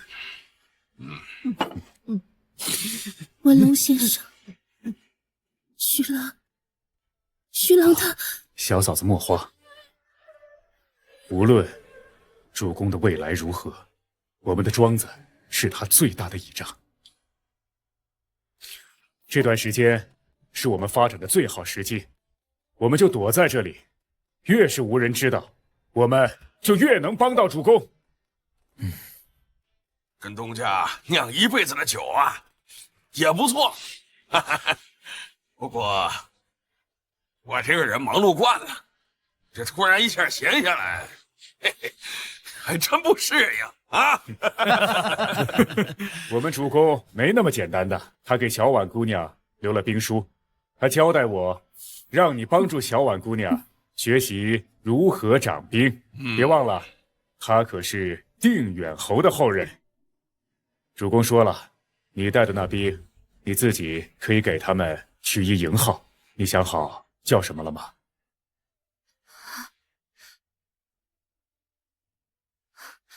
徐家军。徐家军，好啊，这就叫徐家军。好，好，不错。小嫂子，你不问东家给你留了话没有？东家说，他最放心不下的人就是你，但唯独你却最让人放心。我儿啊，你媳妇儿是个好婆娘啊！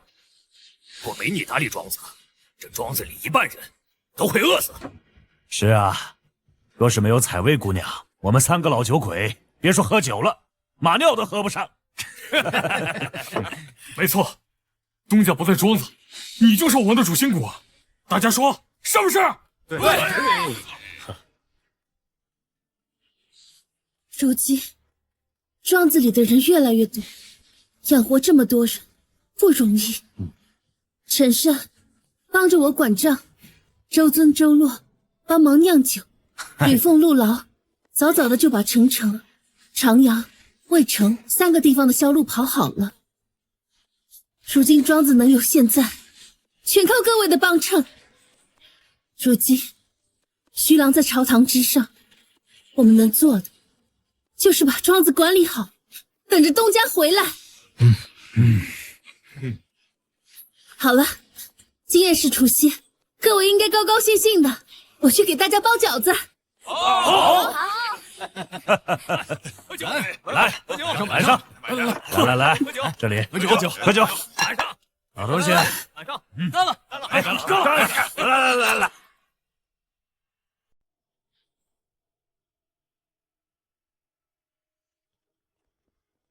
徐青，可真是让朕一番好等。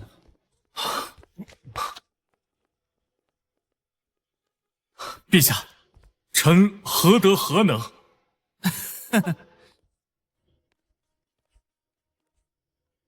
小皇叔说过，这天下间只有徐青肯一心为国着想。像徐青这样的大才，那朕自然是要亲自相迎。朕今日为了招待徐青，特地命人送了东路。徐青，快随朕来。陛下，何必如此？臣惶恐。哎，徐青，若非是你大意，这大计的天下，说不定还是乌州的模样。来，随朕入宴。徐青啊，朕近这2日，时常想到咱们攻入皇宫的那一刻。哎，徐青，朕登基可当真是离不了你啊！陛下客气了。徐青，你说你帮了朕这么大的忙，朕封你点什么好啊？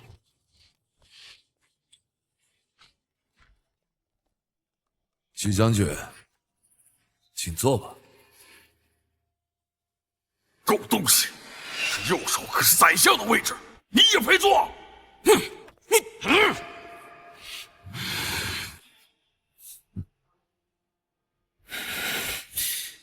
徐青，快快入座吧，你可是朕的肱骨之臣呐。徐将军，这是圣礼啊。陈将军，嘿，嘿呀，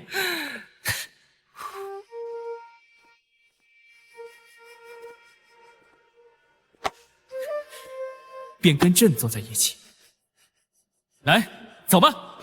嘿呀，快点坐，坐，坐吧。哎。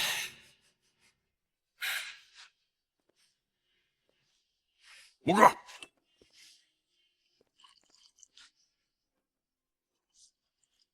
小侯爷让定边8个大将听我调令，定北侯在明面上更是我的岳祖。就连河州的赵青云也被朝堂的人称为我的故人，还有那名牌造反的长四郎是我的好友。这个袁安琪只不信我，更怕我会做出什么事来。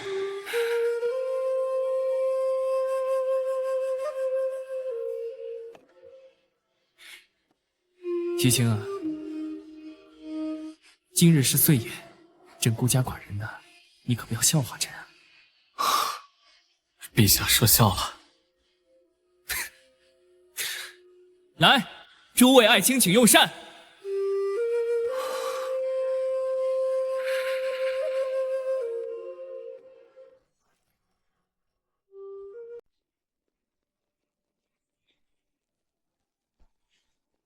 五哥，真热闹啊！啊，五哥，大过年的，让你吃包子。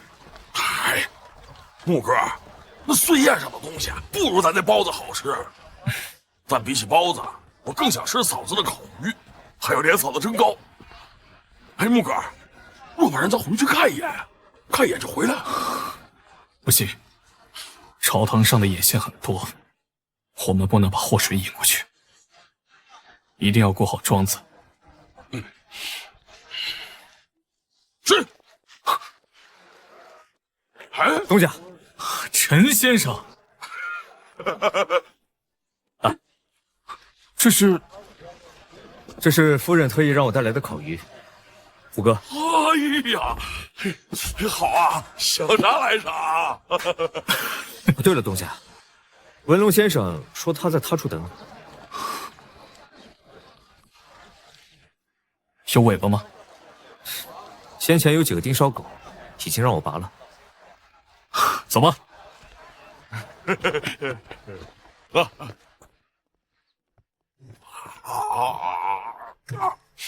文龙先生突入长阳，实在是令人惊喜。实则是夫人担心主，我也有些事情，便连夜赶来了。主公，手握权力的感觉如何？不太好啊，不如小东家的时候活得坦荡。现在这模样，反而感觉不适。小侯爷确实忠义无双啊！若非是他，如今这天下30州，便要开始割据混战了。确实，原本的意思是让主公取了这一轮的大义，便急流勇退，奈何小侯爷托孤，只选了你。文龙先生，你是什么想法？入蜀州是主公的上策，留在长阳做辅政大臣为中策。那下策呢？下策是继续卖酒，大隐于市。主公有从龙之功，而且是大功。但这些东西同样也似火油一样易燃，一场火势便前功尽弃。文龙先生，这些我都明白。主公莫要着急，还有时间想。夫人那边已经开始酿酒了，庄子活得好好的。伙食的事情，周尊带着人偷偷去掘矿了。哦，铁老爷子让我问主公，还有没有其他炼铁石的好法子？他说你说过先前与他商量的。自然是有法子的，稍后我写封信，劳烦先生带回去。对了，主公，有一处蜀州边境的城镇被溃军霸占，主公要是有意，到时回告一声，我替主公取来。那城镇中有多少溃军？约莫6、7千。庄子中的战力不过1000人，除非把西北的8000虎符军调过来。主公可宽心，我从来不说大话，我说能取便一定能取得到，况且还有小婉姑娘助。不愧是将军之后啊，这姑娘能够熟习地图与兵法，是个打仗的好苗子。不过终归还是要等主公的决定。且等我的消息吧。庄子的事情有我和夫人在，主公可安心。若是有不及，还请速速回庄。吾得文龙先生相助，乃当世第一大幸。主公，木哥，你吃不吃啊？忘了。木哥在皇宫吃过了，应当是不吃啊。哎，还得辛苦我呀。只能辛苦我。怎么不吃啊？哎，我媳妇儿给我做的。你放下，放下，放下！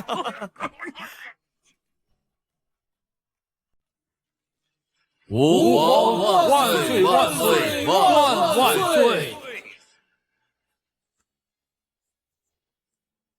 众爱卿平身。谢陛下。你为何不跪？哎，徐青与朕讲过，日后他可不跪，朕应允了。陈将军，此事以后就莫要再提了。朕今日登基，乃大计之荣幸，百姓之安乐。朕登基后，当行仁孝之道，以礼治国，以孝治国。盛世开基，宜年号永昌。景诏，朕欲效英武二帝，广纳贤才，设封赵武副委于文，为正三品金当尉，领4000御林军。谢陛下。虎威将军陈长庆从龙有功，封征南将军定南侯，增3000户食邑。谢陛下。要知道大计极少封侯，今日陈将军竟然封侯了。就是啊，晋国建国至今400余年，到现在封侯的人数也不过50之数啊。是啊，他怎么能封侯呢？四等子爵徐牧，厚德载物，高风亮节，从龙一世首功，封1品宰辅，忠永侯，增3000户食邑。谢主隆恩。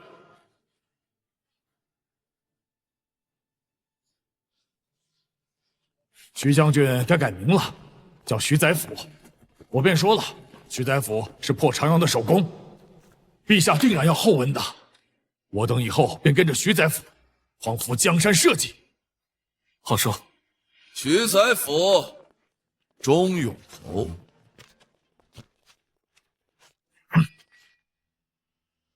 金刀尉，你这是什么意思？是怕我在这里动手杀人吗？陈将军，不如我们去那边单独聊聊。哎，我不敢，我呀怕你真杀了。你没看我一天到晚都穿着内甲，还有外铁甲。何止？可能还有数千铁卫跟着呢。请吧。徐大夫，无妨，请。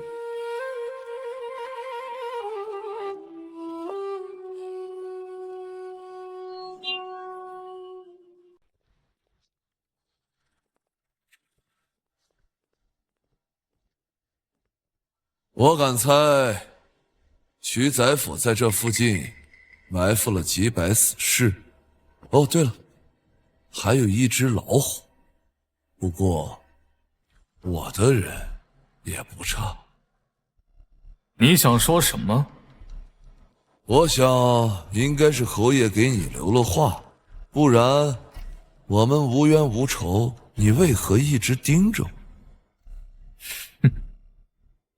你不也盯着我吗？哈哈哈哈！你我都知道，这新帝并非大才。如果是时间充裕，估摸着小侯爷不会选他吧？陈将军，慎言。无碍。这新朝能依靠的只有你我罢了。徐宰府，我们握手言和。你也知道，我在朝阳有着3万大军，就连那暮云，我都有着2万大军驻守。这不是托大，而是想着你我2人都是侯爷留下来的，没必要这么针锋相对。你可知道，为什么侯爷托孤选的不是你吗？为何？我只讲一次，你仔细听好啊。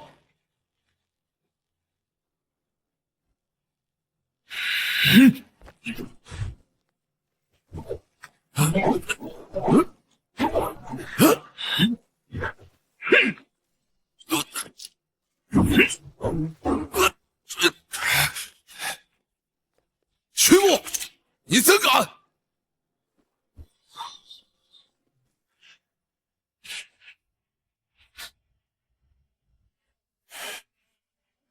把你的甲胄穿稳啊！日日像狗一样躲着我，否则有一日你连怎么死的都不知道。你这个疯子，到底要干什么？我只讲一次，在长阳，新帝之下，我说了算。若是再让我发现你瞒着我在武库取甲胄，私下抄家灭口，本相第一个斩了你！你在长阳城只有几千兵力，莫要忘了，我可有着3万大军。你试试。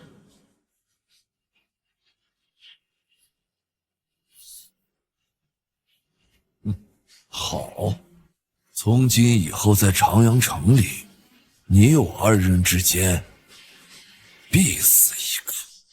我等着定南侯的手段。明日上朝，记得多加一层铁甲。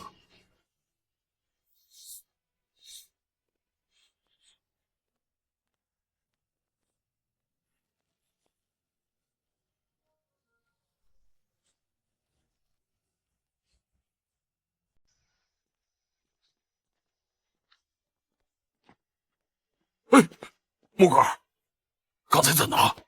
不是，曹洪带来几百死士埋伏在周围，就算真打起来，也不见得结果如何。四虎，告诉曹洪，盯着陈长庆，若是有机会杀他，第一时间告诉我。好的，木哥。木哥，下次莫让我再去取车了，我得跟紧你。无妨。那诸葛老头教我的30剑招，我已经练得娴熟了。除非遇到高手，普通人不是我的对手。哎呀，木哥，要开春了。是啊，这北狄极有可能趁着大计内乱，再度兵犯河州。不是有那个卖米的在吗？确实，长四郎的脾气就算死，也不放北狄踏过老关一步。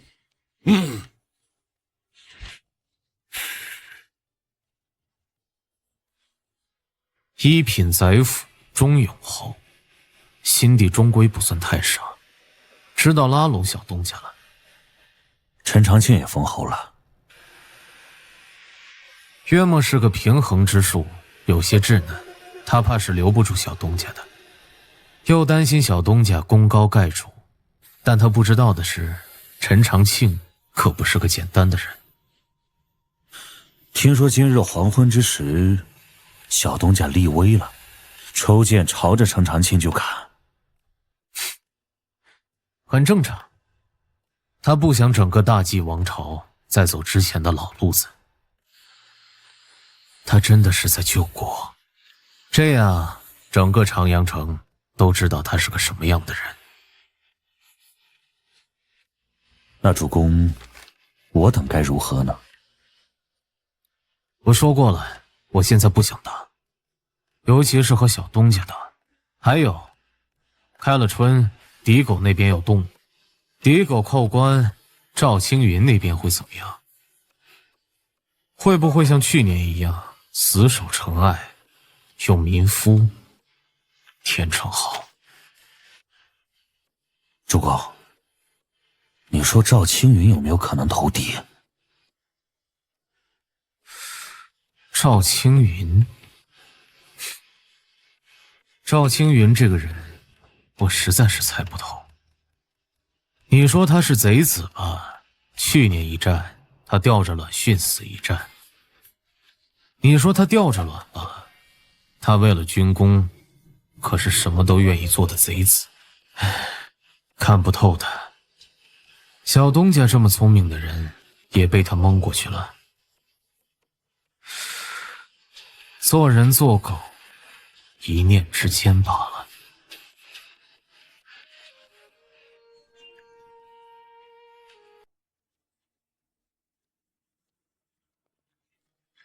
吾皇万岁万岁万万岁！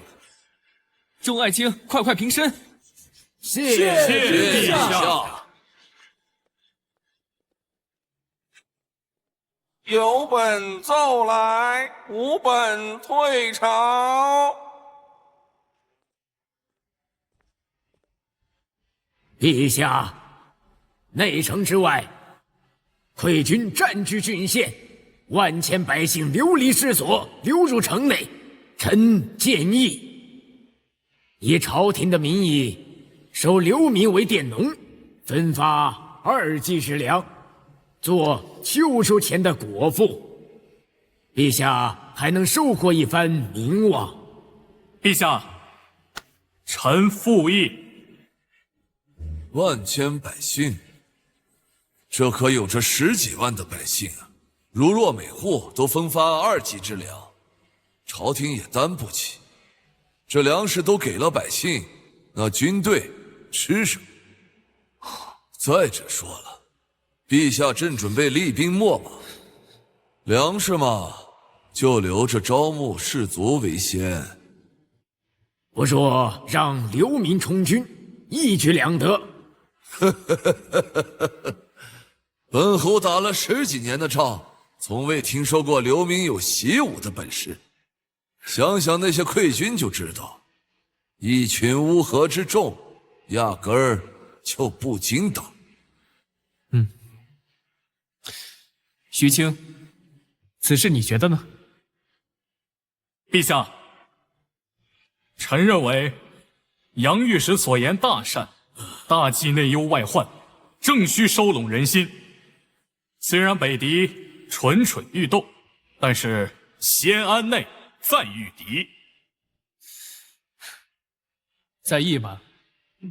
定南侯并无说错，眼下我大计确实需要征募兵丁，加紧备战。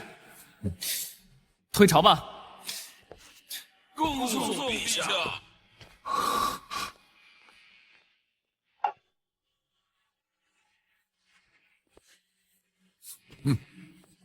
今天朝上所言之事，无大明代镇上自己好的调整火气。徐相，徐相是不知道啊，我先前特地去视察过灾情，那些流民每日便要饿死上百人呐！明明是开春了，望着满眼的土地，却无法耕种。徐相，我大计不缺粮食，缺的是一个敢管天下粮仓的人呐！唉，我等该怎么办？我大计莫非真是救无可救了？相御史，唉，此话莫与旁人说。唉，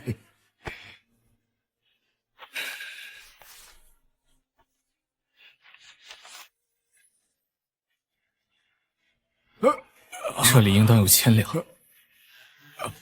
再等等吧，本相想想办法。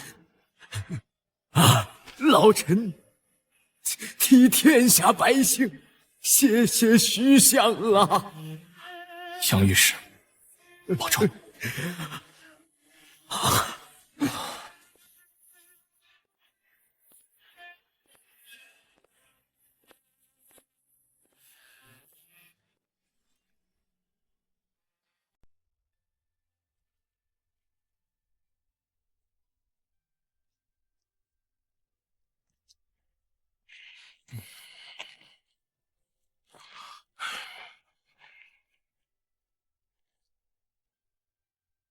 这天明明是好的，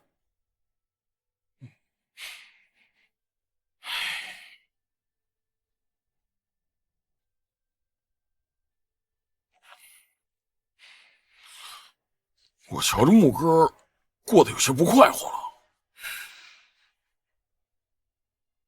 怎么说？以前的木哥会带着我们弄酒打架，是个侠儿，看不惯狗官和吃人的大户，谁不给我等活路，我等便动刀杀出来。木哥，这条路刚刚做完丧事，死气沉沉的，要不换条路走吧？子虎，你帮我选一条吧。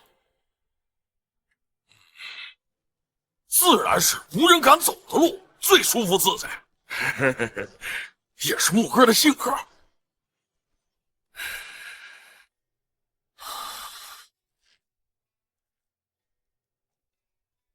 哎，不是换条路走吗？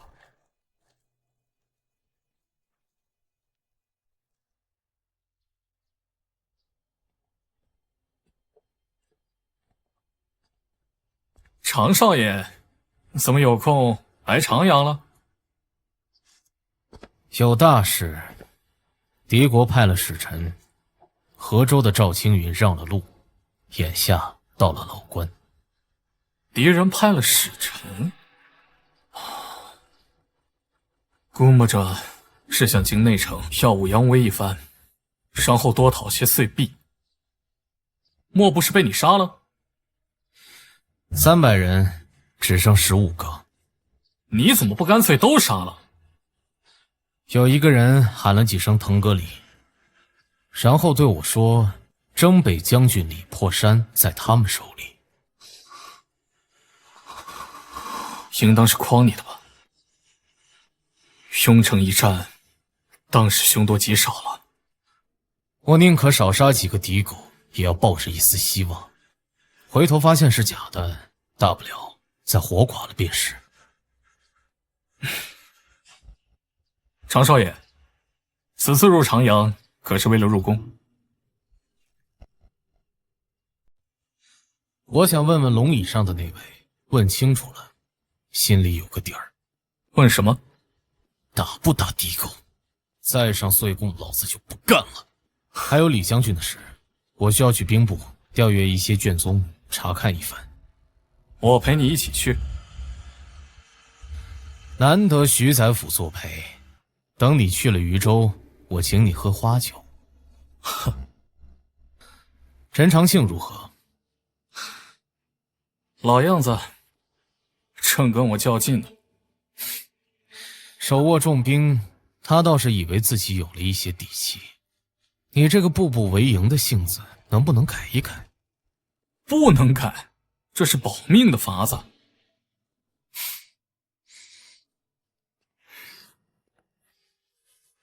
自从小桃桃离开以后，我突然发现，能与我说得上话的只有你了。等一下离开皇宫后，陪我去坟山看看。自然，侯爷也等你许久了。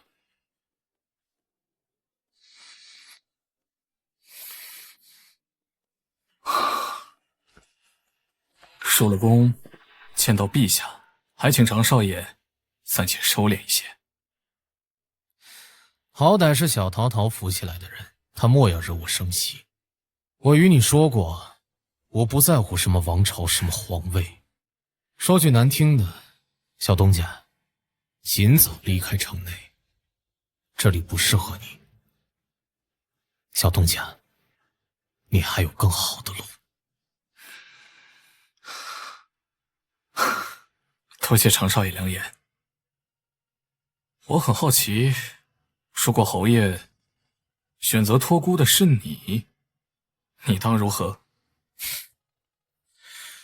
当如何？他才不会托孤给我呢。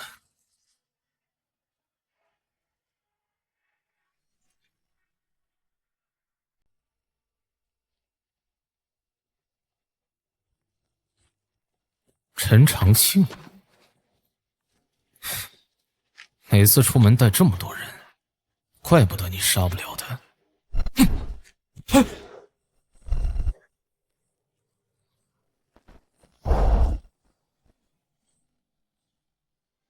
你就是许穆请来的刺客？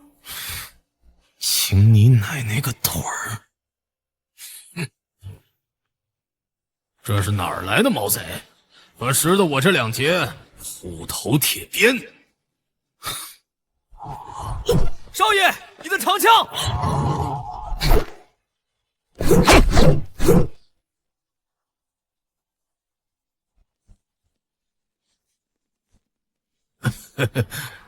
原来是长枪啊！这我还打个毛？告辞。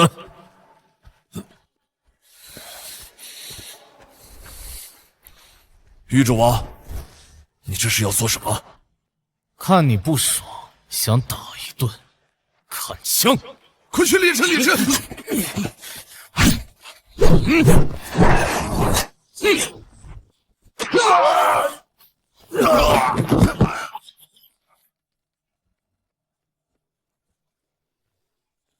收起你的狗兵！想打仗，我在渝州等你，单挑也行，我让你一只手。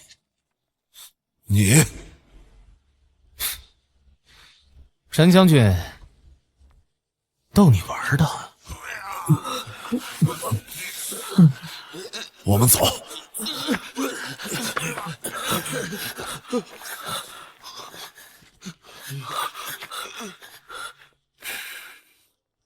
大计为二的两个狗夫，就属你跟赵青云了。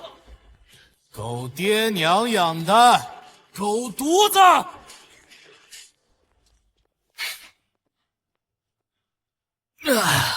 过瘾了，酒喝多了，少了些力道，不然我真能挑死这家伙。他里边还穿了3层铁甲呢。还真是怕死的狗犊子。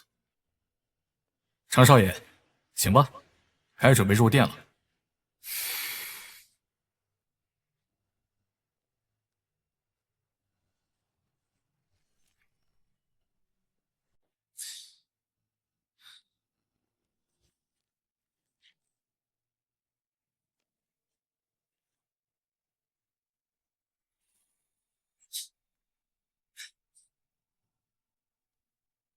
宇宙周王常小堂宰辅徐牧入宫觐见。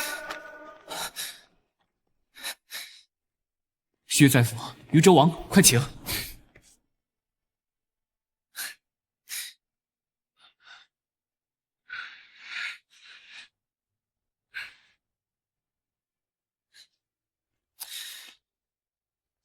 朕一早就听说，于周王与朕的皇叔关系向来不错。你皇叔说我是反贼，于周王说笑了。这次入长阳城，给陛下带来一则消息。哦，不知是何消息啊？狄狗派使臣到了冷关，想入长阳城一探，想问问陛下，当如何？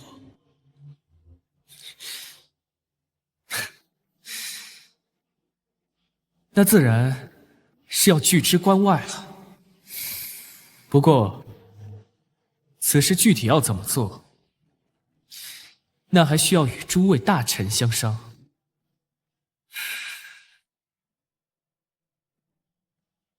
陛下的意思我记住了，如若要死战，还请陛下早做准备。于周王放心，若北狄敢犯边，朕定要御驾亲征，驱逐蛮狄。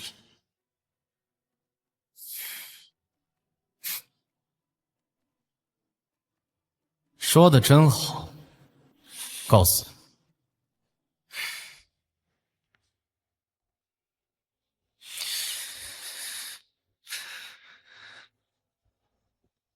徐宰辅，这于周王有些造次了。陛下，他的性格便是如此。我也希望陛下能够恪守圣意，不辜负万千百姓和小侯爷的期望。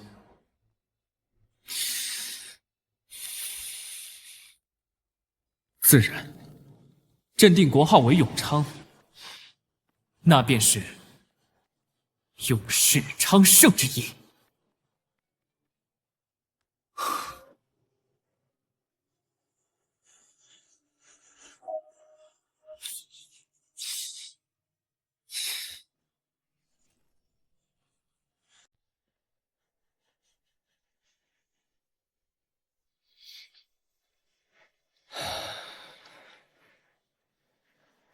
今日一见，我并没有猜错，袁安能做皇帝，是小涛涛第二步棋。常少爷忘了刚才是怎么答应我的了吗？小东家，你瞧着那些新铺设的御道，还有新添的琉璃瓦，还有那些新换的宫娥，还颇有几分姿色。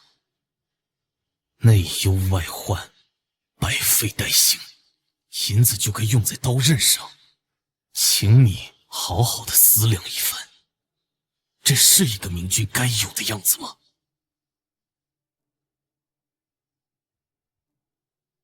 他做这个皇帝不及格，那就由我来做。我想亲手做那个栽树的人，好让后世的人有好果子吃。小东家，我与你不同，为了大义，我能亲手杀了长卫，你能吗？譬如你那个怪物弟弟，又或者你庄子的人。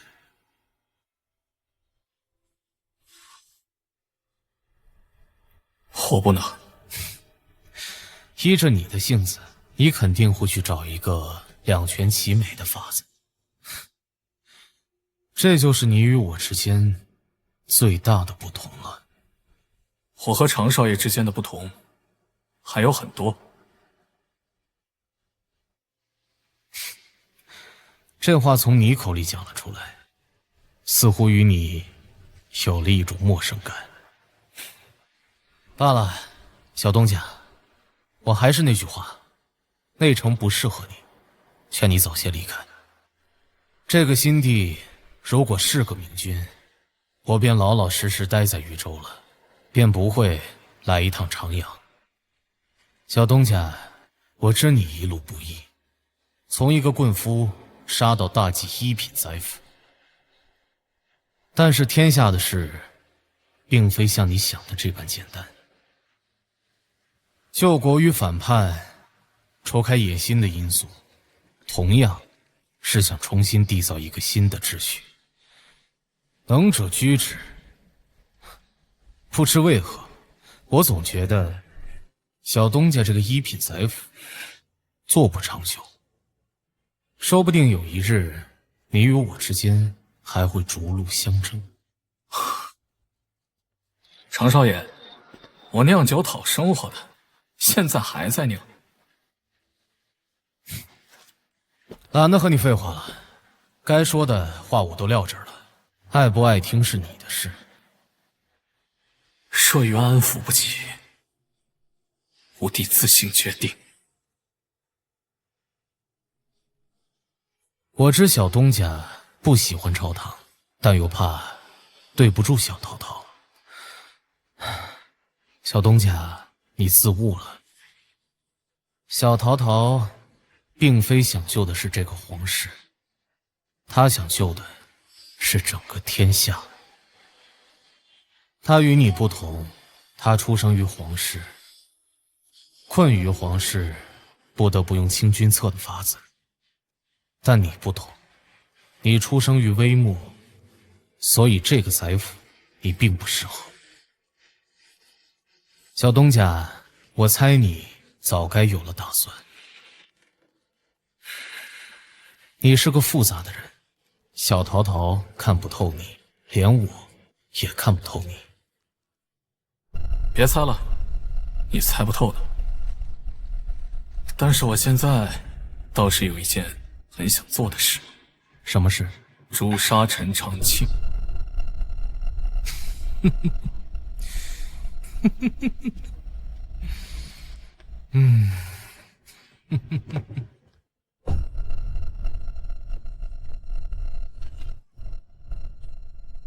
他做这个皇帝不及格，那就由我来做。设于安抚不起，吾弟自行决定。哎，快看，这就是徐宰府！徐宰府好！徐宰府，徐宰府当今便一刀一刀砍了那奸相啊！徐宰府还买了粮食送给我们。是啊，徐宰府大好人呐！这长阳城也只有徐宰府会为我等这些苦民着想了呀！是啊，徐宰府好人呐！徐宰府大好人呐！徐宰府徐宰府大好人呐！谢谢徐宰府，谢谢徐宰府，谢谢徐宰府，谢谢徐宰府好人呐！徐宰府大好人。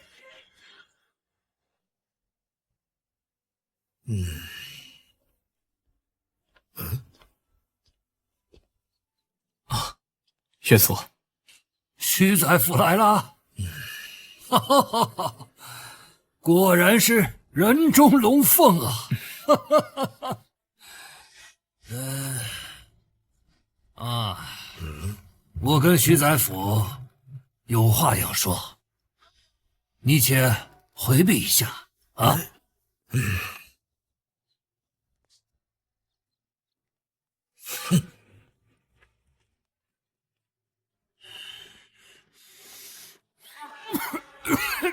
岳祖，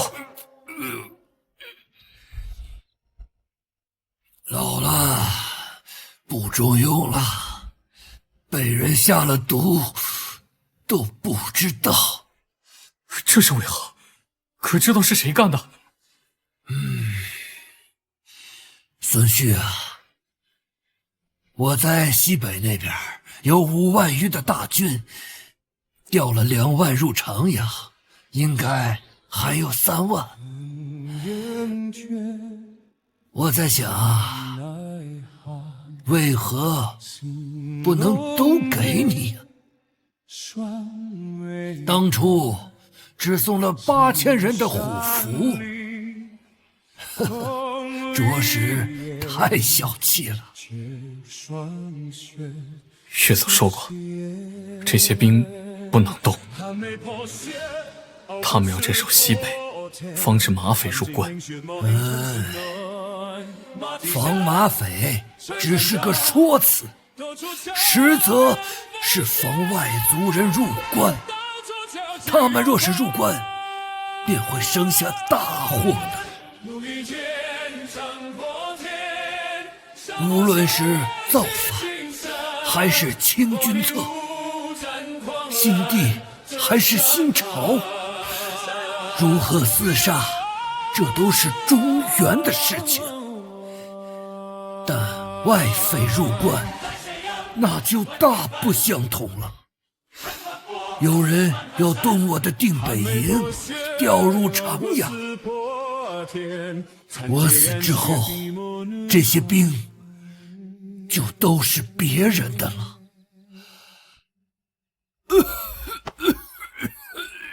我猜到是谁了。我也猜到了。我死之后，谁沿袭了我的定北侯啊？你的儿子，他袭爵后会把定北营调入长阳，亲自执掌这3万大军。前几日，我的2个老将莫名其妙的死了。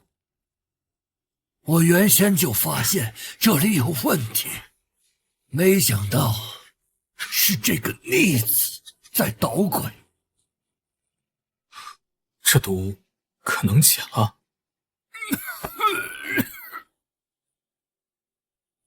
不是大毒，但我的身体受不住了。并非我不想告诉你，派出去的人半路就被劫了。你此时才来，应该是中了他们的计，入了他们布置的圈套。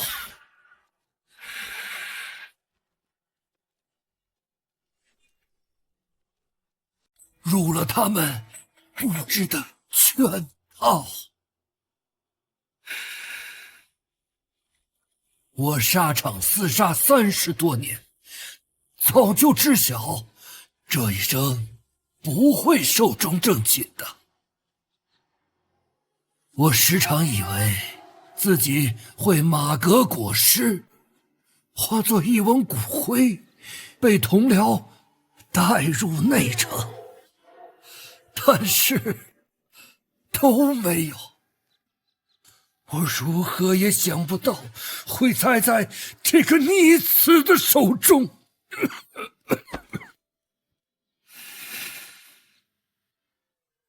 我早些时候我就该杀了陈长庆。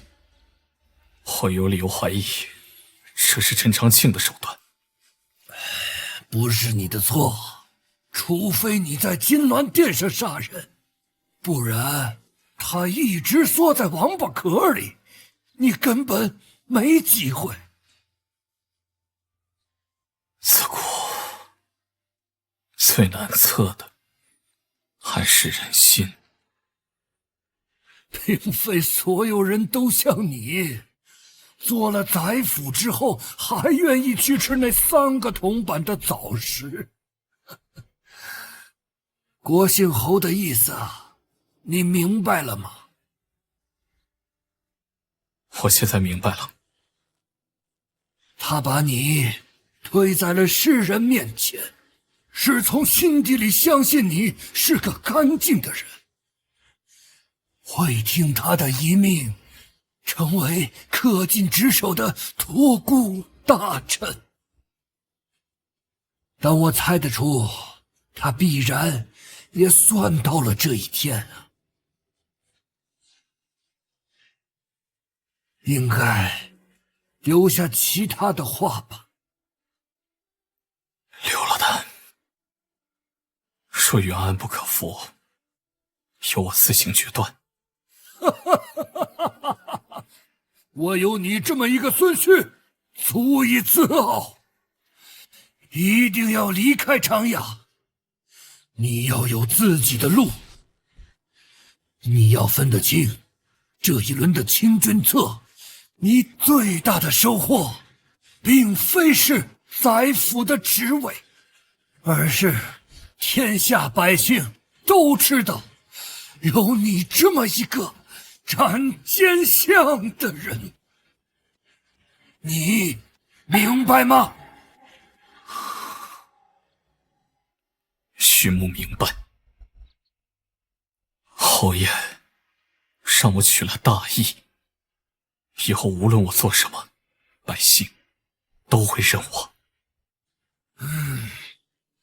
我说过，你徐牧不是寄人篱下的狗，哪怕是一人之下，万人之上，都不能做狗。你要腾飞，要像卧谈的龙一样起势，给老子迎啸天下30州！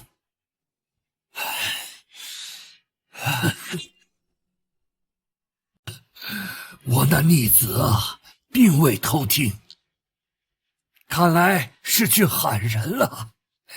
这一次他不会放你走的，你怕吗？我这一年是一路杀过来的，我只是怕，如果我把李双墨杀了，李小婉他会恨我。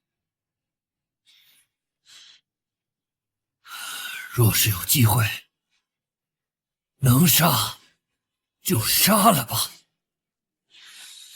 我死之后，将逆子葬在我的身边。我打仗花了半生，管教逆子花了半生，约莫还是法子不对啊，养了一头白眼狼啊！哎，说到底啊，还是我做父亲的责任。至于小婉，你跟他讲，这辈子都不要再入长阳，除非你做了皇帝。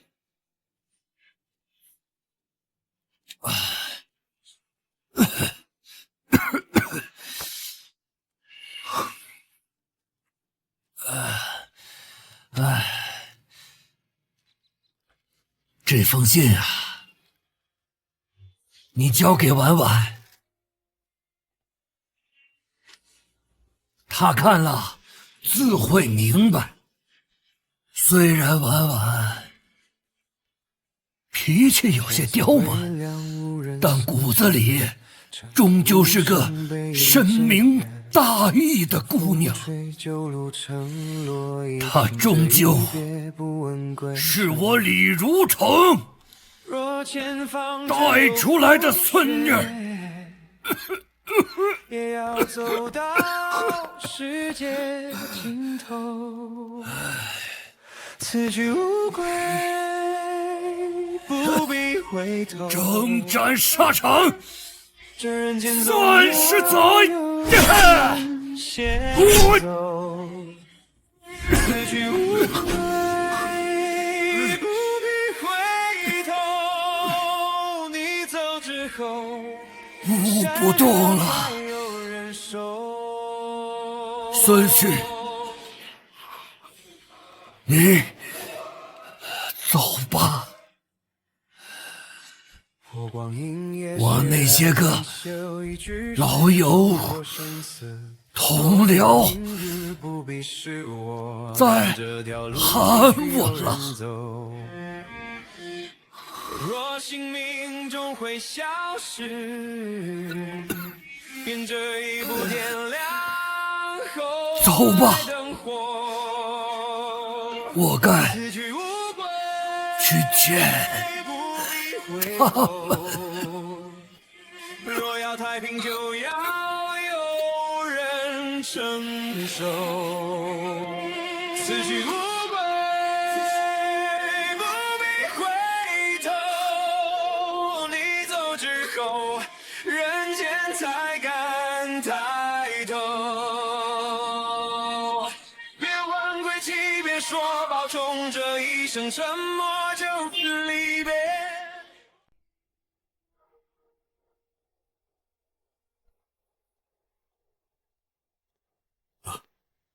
主子，咱们好像中计了。谁的人？陈长青。终于是撕破脸皮了。主子，这等时刻你还有心思笑？今日若是不死，他日我在金銮殿上必杀陈长青！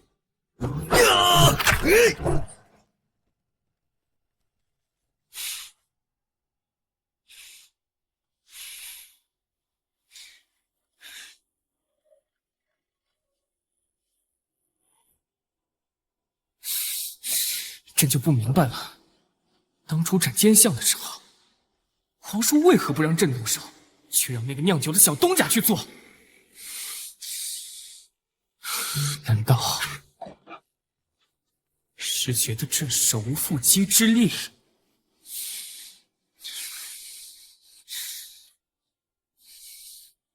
这等笼络民心的机会，理应是朕这个新帝的事情。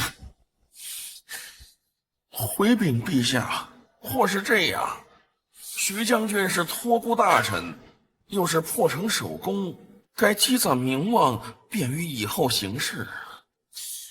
托孤大臣？什么托孤大臣？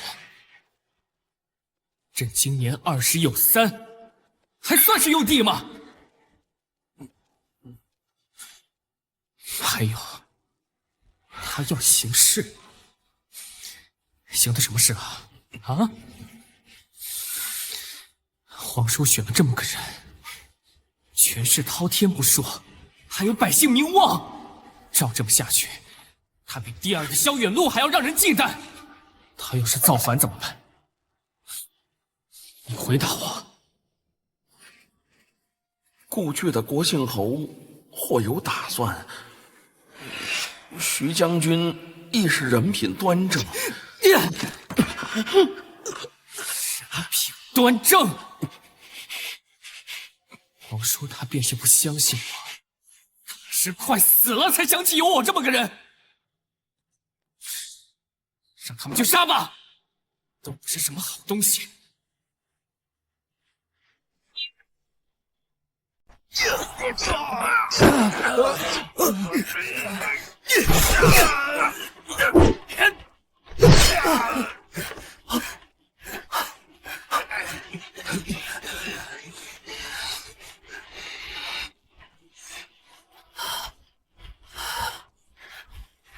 有人要杀徐大夫！什么？我看今天谁敢动徐大夫！杀！走！杀！别那么拼了！保护徐大夫！杀！我徐大夫！杀！保护徐大夫！保护徐大夫！快扶住徐大夫！后退！你们是不是？在我前干什么？是不是？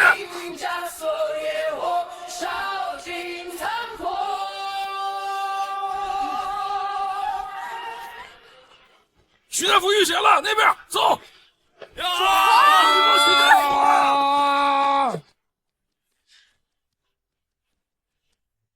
还讲不讲道理？我便问你还讲不讲道理？我只派了100来人，他怎么会有这么多百姓跑过来？这到底怎么回事啊？那小东家不是简单的人，我建议侯爷退兵。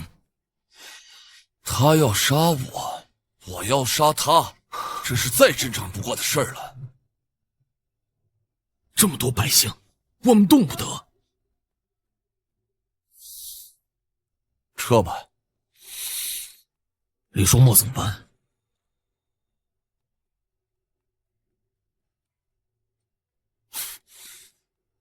到这个时候事情败露了，你还指望他能拿下定北营回长阳？小东家不死，他有个卵的机会。那侯爷还让不让他跟着？妈的，就当养了条狗。去！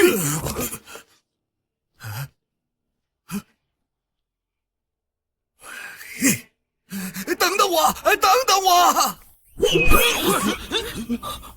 撤！撤！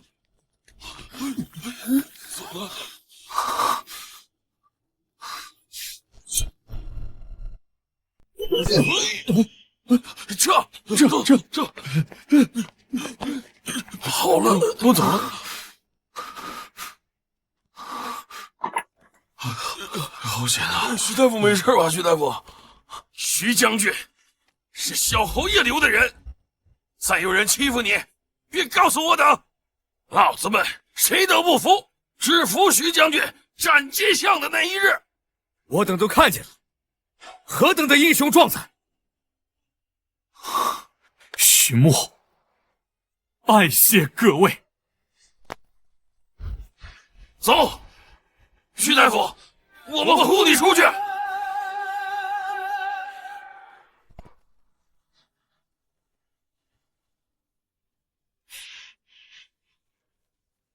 烈火翻身告别，缓缓时分前无烈，在逃亡中灭绝，万民血染帝国。游离在荒野，人在难流沙，已绝望的太多，希望永于今天。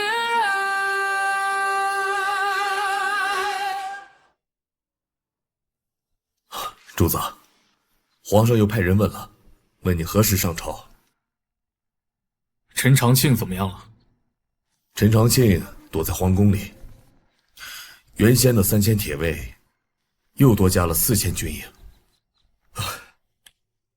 主子，是我等无能，一直未能杀了他。怪不得你，总不能让你们200人去硬碰3000的铁卫，那不是送死吗？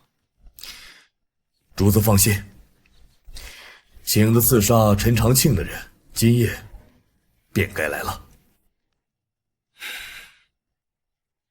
还有其他什么消息吗？新帝似乎改了许多。昨夜杨御史进宫求见，新帝却置之不理。杨御史跪了一夜，整个人都昏掉了。新帝是个善于表现的人呐。不敢瞒着主子，侯爷选他的时候，也曾经考虑了很久。但是那会儿侯爷已经时日无多了，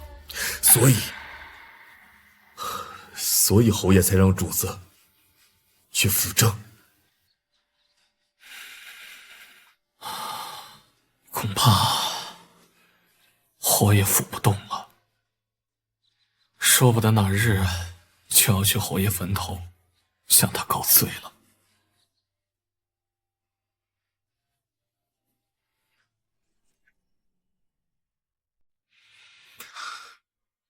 该传在即了，等敌人扣关，趁内城一带会更加的混乱。曹洪，如果我离开了，你和长阳虎堂会跟着我吗？既然认了主子，便会生死愿随好。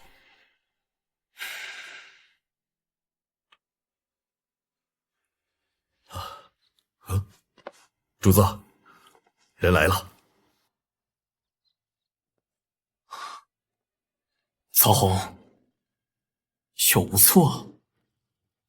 主子，应该是他，天下第一刺客白楚。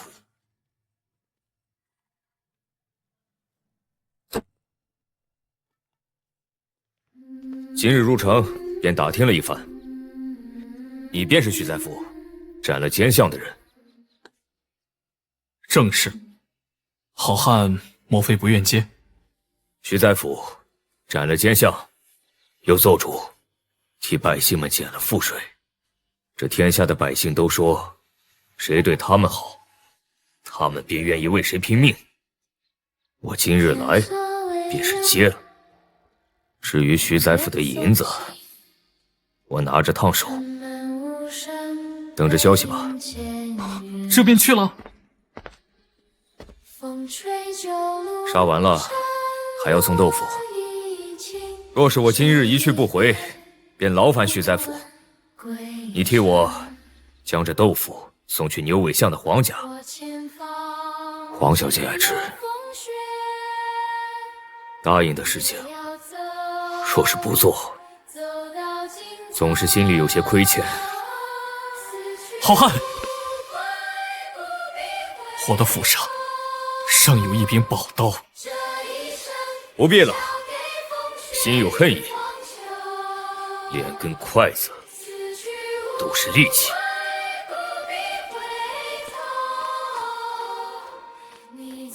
主子，这事儿能成吗？我也不知道。曹洪，你过去把虎堂和断头军的兄弟们集合起来。事有不齐，我们需做最坏的打算。是。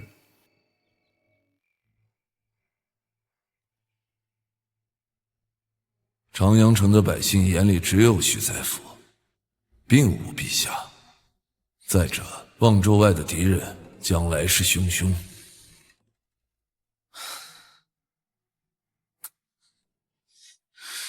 小黄叔留给朕的烂摊子太大了，朕根本就是有心无力啊！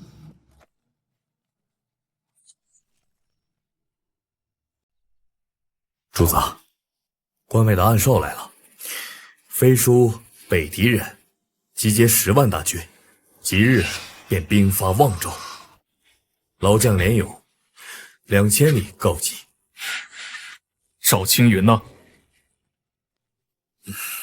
按兵不动。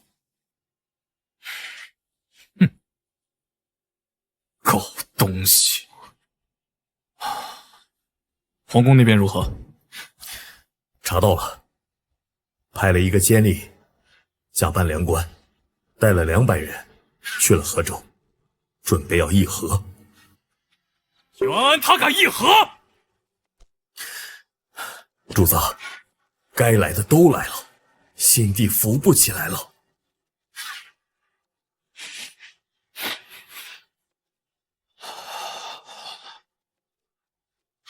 只是觉得有些对不起侯爷。看来我徐牧只能走第2条路了。天下可救，大计不可救，袁安不可救。白先生呢？得手了吗？主子，得手了。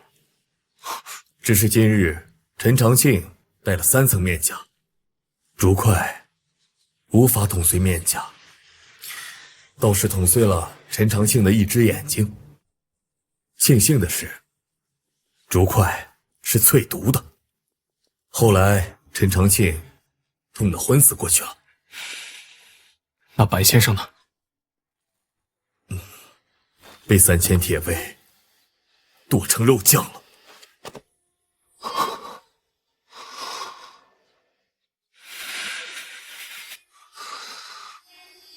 曹洪，派人去买2担新鲜的豆腐，送到牛尾巷。是。接下来主子打算怎么办？设下的伏兵不要乱动，我入一趟皇宫，你们所有人都不要跟着。那主子的安全？宫里有余文在，无事的。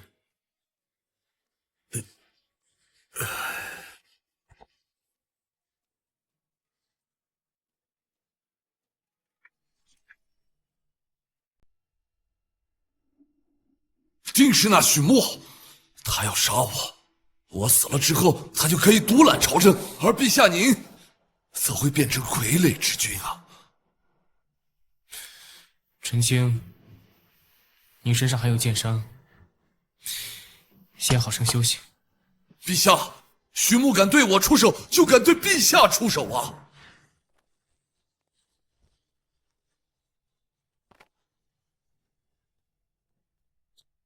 陛下，徐木将入殿。陛下，我徐军中。有朕在，你怕什么？陛下，他敢跟着国信侯造反，就敢在金銮殿前杀我呀！他敢？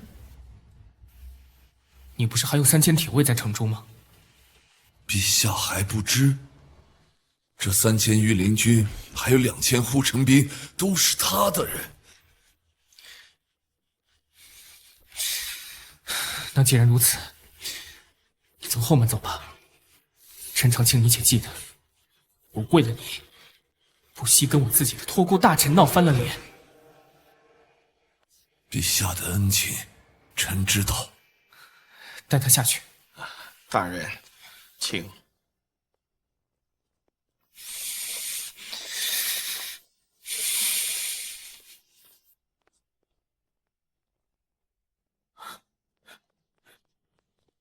徐墨，这是陛下的御书房，你怎敢擅闯？滚！徐相，陛下已经睡了，你敢？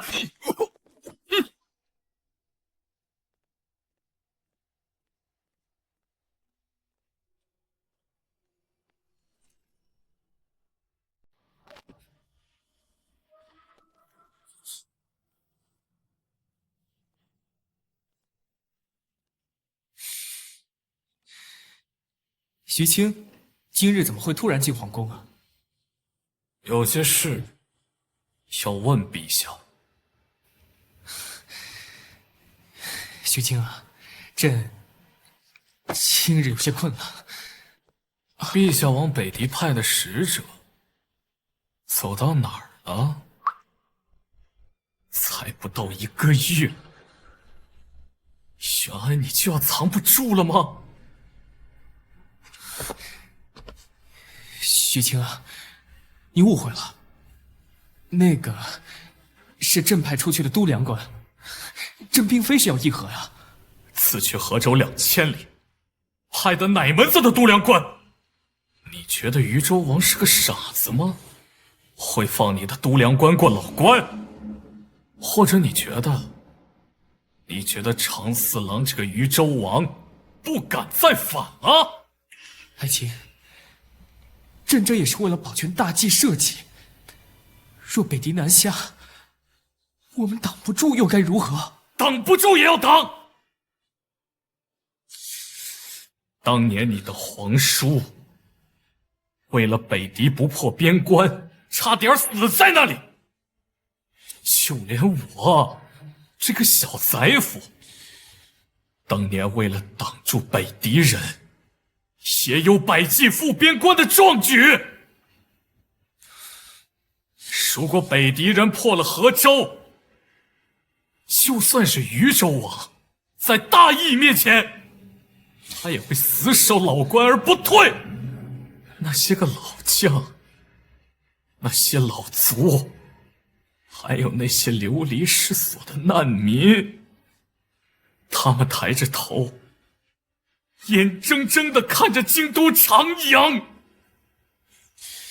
如果让他们知道你派人去议和，怕不是要休做个妓人？你以为是朕不想吗？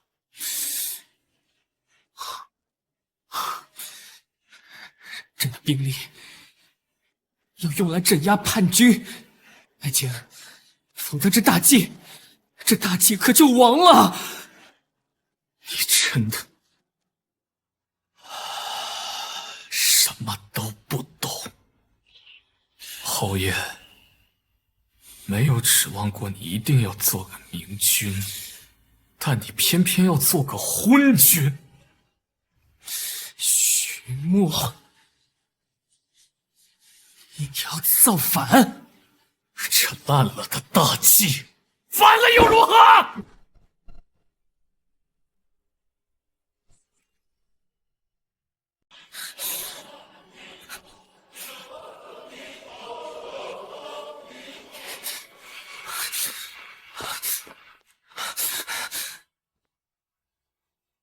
徐晴，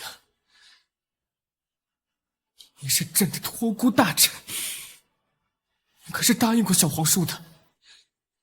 你还知道我是托孤大臣？你的小皇叔给我留了句话，说袁安如果扶不动、扶不起，我徐穆自可选择。说句实在话，若不是侯爷时日无多，这个位子轮得到你？哼！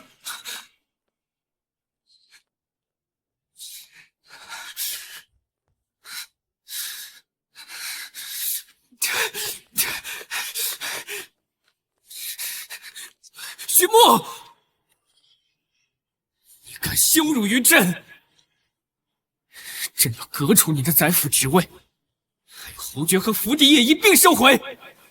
你不过是一介布衣，不对，你便是个破落户，是个酿酒徒。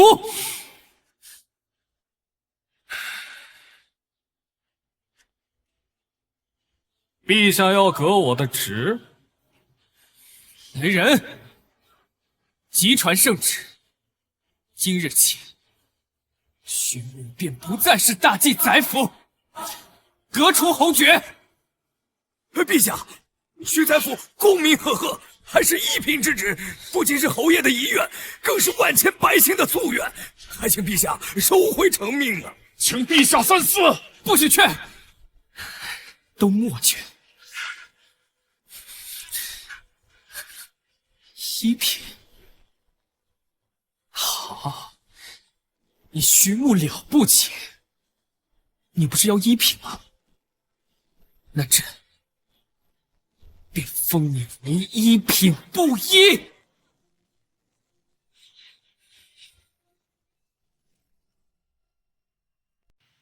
便封你为一品布衣。陛下，古往今来哪有封一品布衣的道理啊？他徐穆不是立了大功吗？那这个一品布衣，便算是应了你的大功。谢陛下隆恩。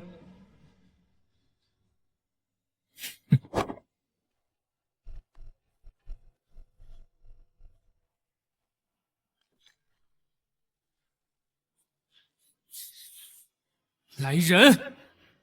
徐穆擅闯皇宫，速速拿下！真是疯了！来人，拦住他！宇文，去给朕拦住他！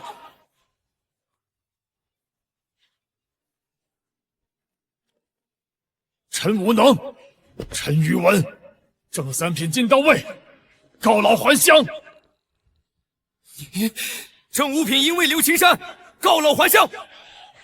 你正五品数位高承，告老还乡。你们正六品城门护卫刘芳，告老还乡。正六品城门护卫孔维，告老还乡。九品殿前侍卫胡玉清，告老还乡。张豪告老还乡。齐向学，告老还乡。张宁远，告老还乡。张武，蒋一宇，告老还乡。告老还乡。王之贤，告老还乡。李旭东，告老还乡。殿前侍卫刘世化，告老还乡。龙小芳，告老还乡。叶俊，告老还乡。夏阳，告老还乡。告老还乡。陈望德，刘告老还乡。告老还乡。陈安，告老还乡。武汉，王天木，告老还乡。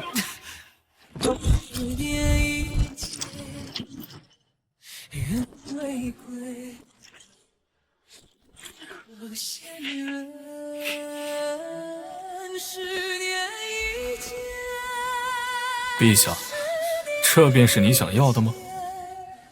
许墨，你怎敢？你心无家国，怎做得稳万里江山？闭嘴！这是皇帝，大晋的皇帝，这所做的一切，都是为了大晋的天下。真是求可求。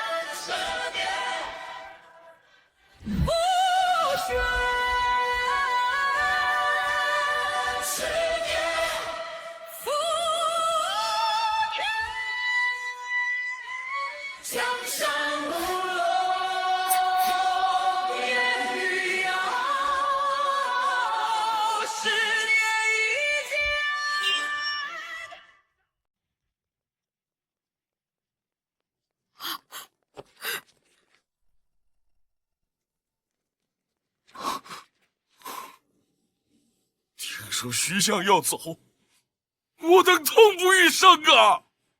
若无徐相，这大晋的天下，岂非又要变成以前的模样？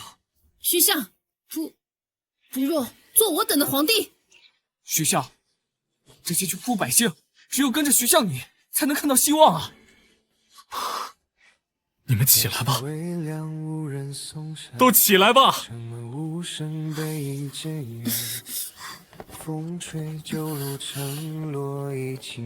列位，在长阳城等着我。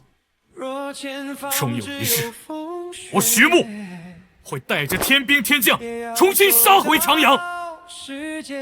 到时候，你们都会有饭吃，有衣穿。除了自己的父母恩师，不用再向任何人下跪。徐相要去哪儿啊？杀奸人，捉北狄。我等岳嘴，老子就是个打铁汉，有的是力气。我跟徐相走。胭脂不卖也罢，徐相不嫌弃，便算我一个。魏小武是个棍夫，但也愿意徐随相去沙场。我等愿随，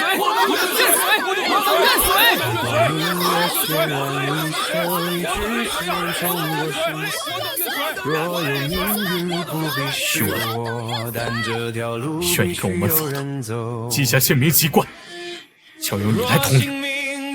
徐将军，该有个营名。便叫青天营。日后，徐穆南征北战，定会给这天下30州一个朗朗青天。好！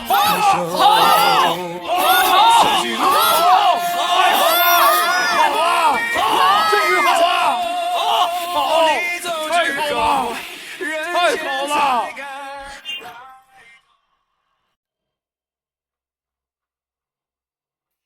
那个一品布衣，现在可还在长阳城？回陛下，尚在。长阳城许多百姓都跟着他。多少人？陛下，已经过万了。真要造反？定南侯呢？让定南侯去剿了他！定南侯尚在泾阳。其他定边将呢？可有要来秦王的？并无。都是些废物，都是些废物！莫非你也觉得朕是个昏君？奴才不敢。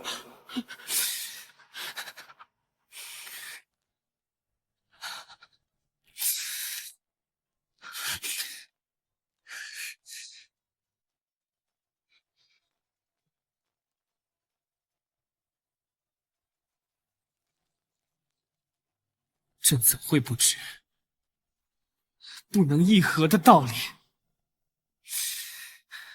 可是如今，整个大计都需要休养生息，我只能议和才能换来发展的机会。打仗有什么好的？劳民伤财。我看这个徐墨，他就是想要功高盖主，他就是想要拥兵自重。他日后若是变成第二个萧远路，朕该怎么办？朕说的可有错？朕做的可有错？陛下，人心隔肚皮，他终究不是袁家人，谁知道他心里是否有异心？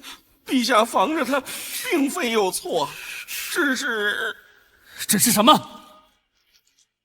朕就是要让他做一品布衣。是陛下。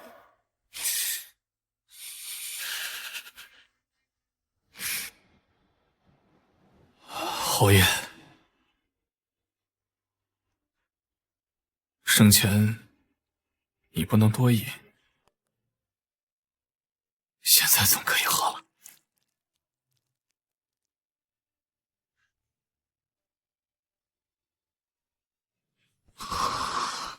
侯爷，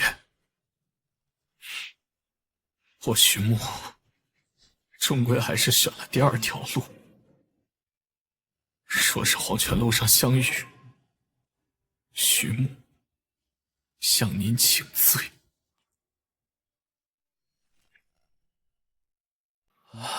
不出侯爷所料，敌人果然要趁我大计内乱，扣我边关。至此危难之际，他袁安不救，朝堂不救，我徐墨来救，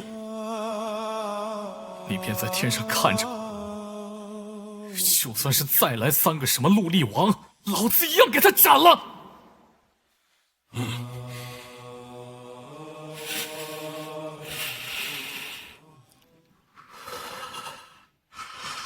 魏小武在，告诉侯爷，你今年多大了？小爷魏小武今年16，跟着徐大哥出征去边关，杀尽敌狗，死则死。18年后，我又是一条好汉。好，陆建才在。告诉侯爷，你的刀是否锈了？老夫陆建才有时有死，上等一刀匹马，愿跟随徐家军战沙场一场。朱道云，将军说有一天能让天下的百姓都吃上饱饭，老子饿惯了没事，但见不得妻儿邻人受饿。他们不去，我去。马顺军，侯爷，我马顺军虽然是出宫的太监，即便只有半截，但我也是个调乱的汉子，拿得起刀，杀得了人。好。山河才有人守。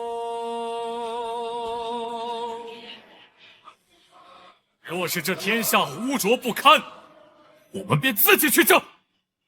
说天公不怜，朝堂不争，老子们便自己去抢。喝了这碗酒，我等便自成一军，除奸破敌。他日还乡，还30州，一个天下太平，朗朗乾坤。此去无归，不必回头。同饮，若要太平，同饮，同饮，成熟。此去无归，不必回头。你走之后。才敢抬头。别问归期，别说保重，这一生沉默就是离别。这就是你留下的火种。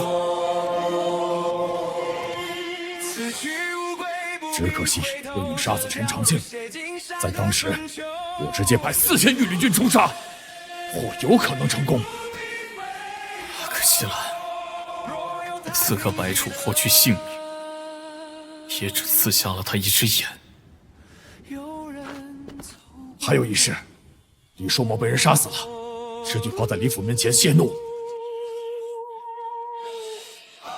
老侯爷若是泉下有知，也该瞑目了。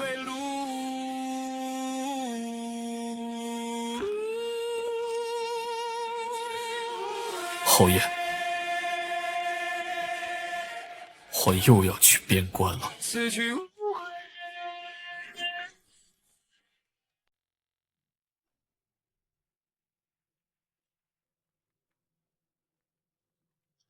少爷，小东家来了，还带了不少人。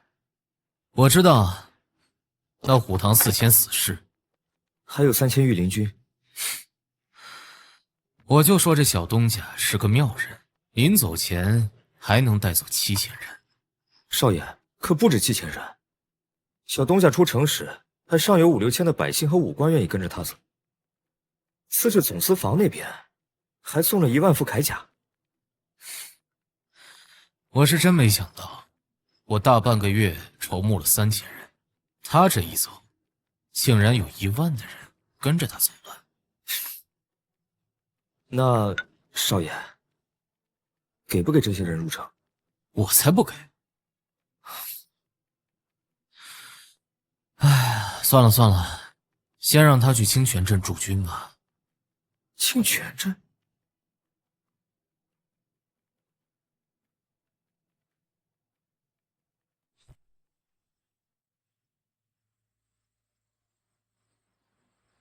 小东家，我听说你把宰府令牌当着那傻子皇帝的面给扔了。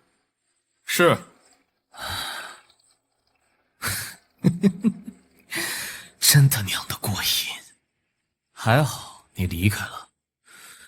说起来也怪我，这城中有8口井，我应该早些时候便喊你到这里来，用这里的泉水酿酒，去鸡毛汤江城抢食，惹出一大堆的烂摊子。你我那个时候还不认识吧？疑似如此。即便不识，小东家不知道早些过来拜码头吗？不和你扯了，你现在就告诉我你有何打算，可别告诉我你要继续回你的徐家镇酿酒，我可要现在就吊着你打了。我不回了。要不然你我联手拿下长阳城，我分你3座城。你这模样跟反派头子没什么区别。老子才不给你做嫁衣呢。小东家，你有些不一样了。以前你说话不大吊着弯的，生怕露出什么消息。让我来猜猜，小东家这是立志了？立了。立的什么？立了你不会立的。我还不爱听呢。常少爷，别试探了，你还是与我说说边关的形势吧。有些不大好，边关那边只有老将连勇带着2万老卒在望州城守城。赵青云呢？大计都烂透了，你还真以为他是镇北将军李破山啊？我估摸着他心里有其他想法，他也想造反。不仅是他，皇室的其他定边将皆是如此。小陶陶这一次赌输了，袁安这个废物皇帝压不住江山，话说，你离开了长阳城，也不愿意待在内城，来找我做甚？你可别说过来是抢地盘的，老子这就回去背长枪。你那头傻虎呢？够胆出来和我比，我迎风尿3丈。我要去边关了。决定了？确定了。为了什么？为了让更多人能活下去。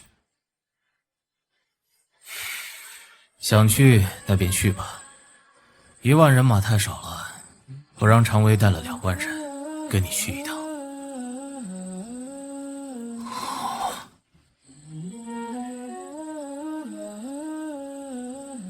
莫要这样看老子，老子是反贼又如何？老子反的是这个王朝皇室，而不是这个江山。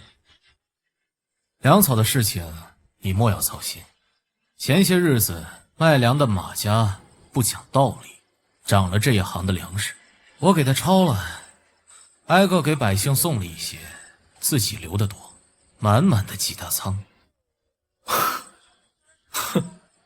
你这是同行相亲啊？我是先造反，顺便买粮，和你和赵青云这些才是同行。对了，还有李将军的事，我翻阅了很多卷宗，发现每一份时间都不对，这些狗官造假。这一次你去边关，得空打听一下。你是说李破山？你没听错，是李将军。他若没死，应该藏在塞北草原。若是你带他回来，我把这个渝州王让给他。你当真舍得？那有什么舍不得？我大不了再去燕州抢个地盘，自个儿做个燕州王。那个燕州王家穷人丑5尺3，最好欺负了。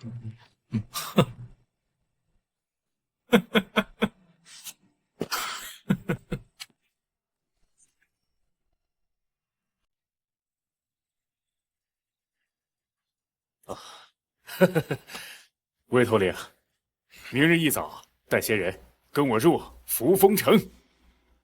去哪做甚？1碗茶都要8个铜板。莫胡说，这扶风城以后可是我等的家园了。主公要去边关，等他回来之时，这座扶风城便算我等献上的厚礼。你要攻城？山人自有妙计。不对呀，爵士，小东家要出边关，按理应该带着我等啊。他有人，现在咱们的小东家可要变成大将军了，不像上一次摆旗入边关了。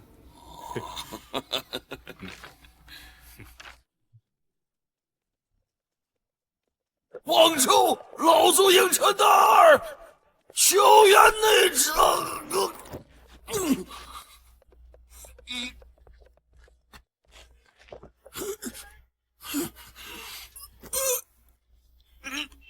救我手！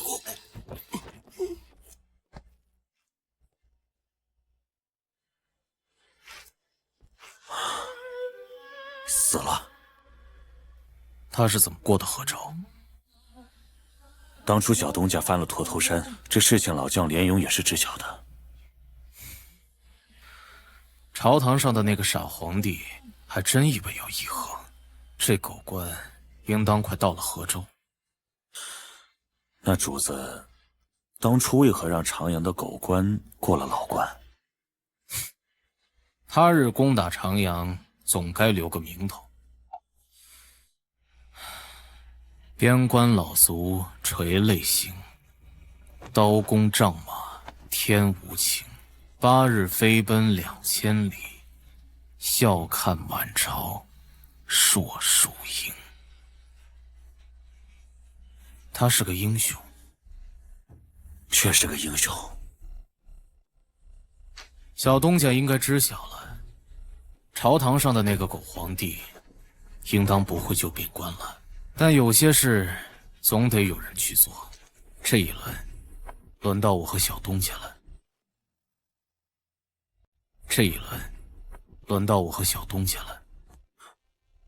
皇帝要真议和了，北狄打过来，割几块地，晚个1年，1年过后再割几块地。他是想用割肉的方式，带着他的小朝廷苟活下去，他是活不下去的。他若敢真议和，他的龙椅是坐不稳的。那小东家要去退北狄，我会给他3万营兵。主公不怕他日后反过来对付你？不怕，边关不乱，我才能安安稳稳的造反。主公确信小东家会赢？他会有办法的，你别忘了，他是如何用3000老卒，逼得北狄10万大军进退两难的。告诉常威，粮草好了，便给小东家送过去。你对小东家可真好。你不懂的，自小陶陶走后，这天下能与我说得上话的，也就只有他了。他对我讲，让百姓自己当家做主。我日夜所想，就是想不明白。日后我再想想，他无非就是想让天下的百姓吃饱饭。我做皇帝，也想让天下的百姓吃饱饭。怎么，我的路子就与他不同了呢？小东家似是有些异想天开了。但我真想看看，小东家与我到底哪里不同。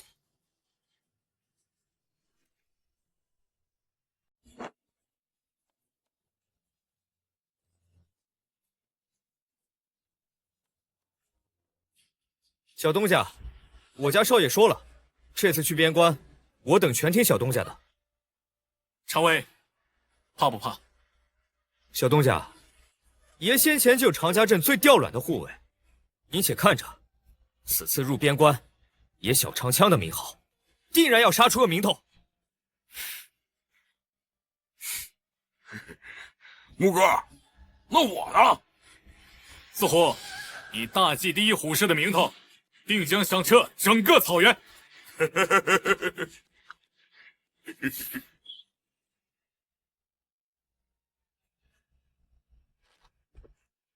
诸位，我徐穆拜领北伐军主将，实在是愧不敢当。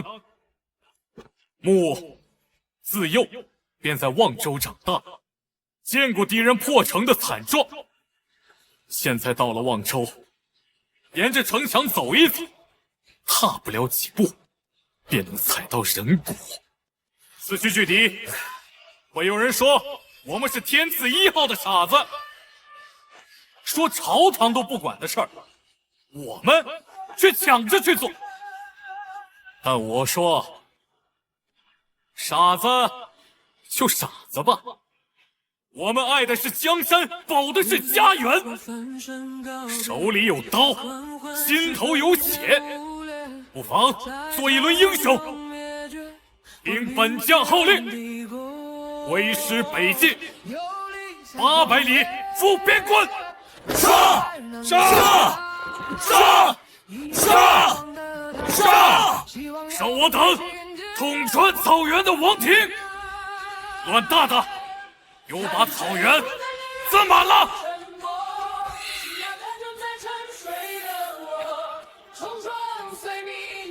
禹州王他说了，一个敌人同环，赏银10两；诸侯的狗头赏1000两。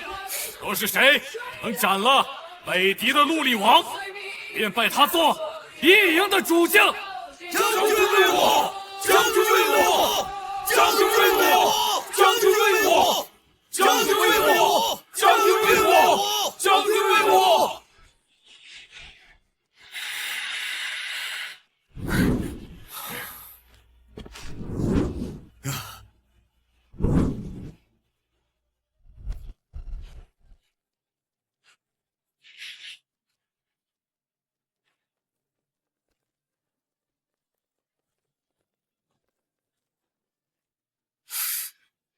我有说过赏他们吗？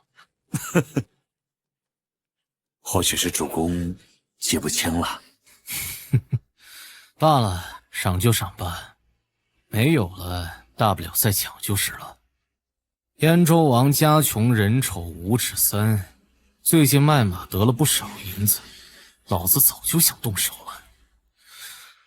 小东家这一走，怕又是一路坎坷。赵青云这个狗夫，窝在河州，抱着4万人马也不去救望州，真想带兵踏碎他的脑袋。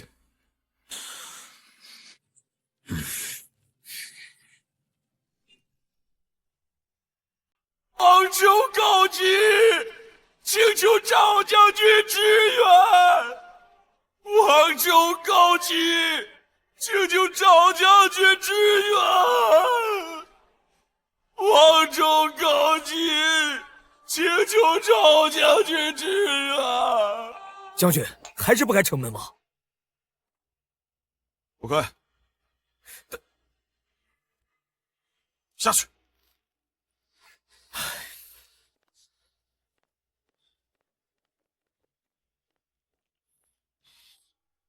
赵将军，莫非又有老卒来求援了？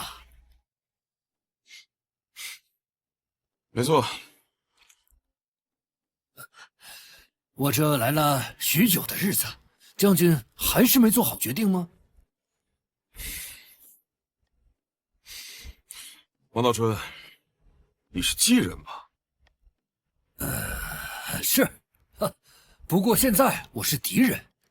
此次我只身入河州，就是想让赵将军能够看清楚，北狄入主中原，那是大势不可逆呀。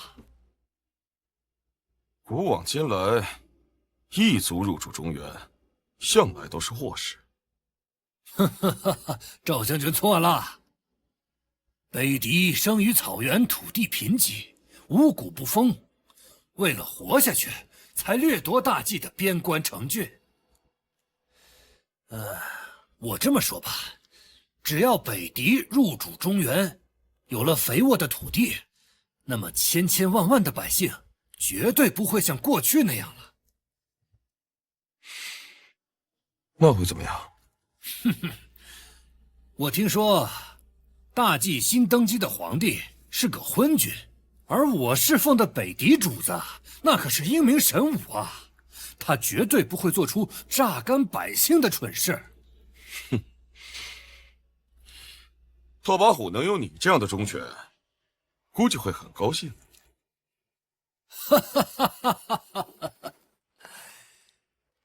赵将军，此次可是千载难逢的好时机呀！城内战乱，三州想要自立，边关的将领也全在观望。我主子说了，只要赵将军愿意，那么他便可封你为右路厉王，等同于大计的王爵。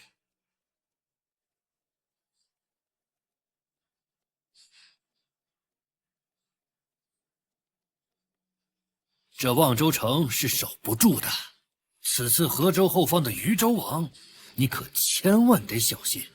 我估计他会对你动刀子。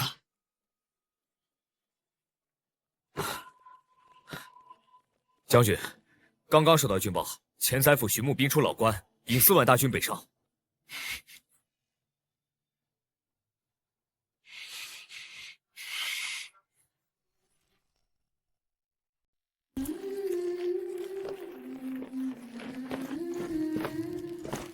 将军，河州现在有消息吗？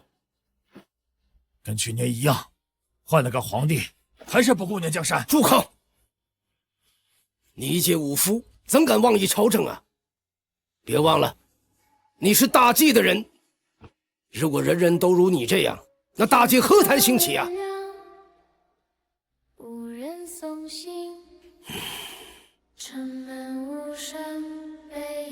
行了，过来坐。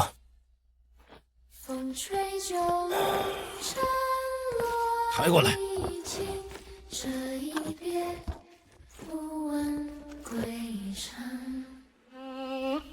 我听望州城里的百姓说，就在我们坐着的地方，曾经有一位老官差，孤身一人，手提一把朴刀，抵抗北狄大军。还有童子营3000人，他们的血就洒在城头上，整整3000人呢，死战不退，最后葬身于城头。其实他们只想对我们说一句话。将军，什么话？他们想说，这些敌寇想破望州城，就踏着我们的尸体走过去。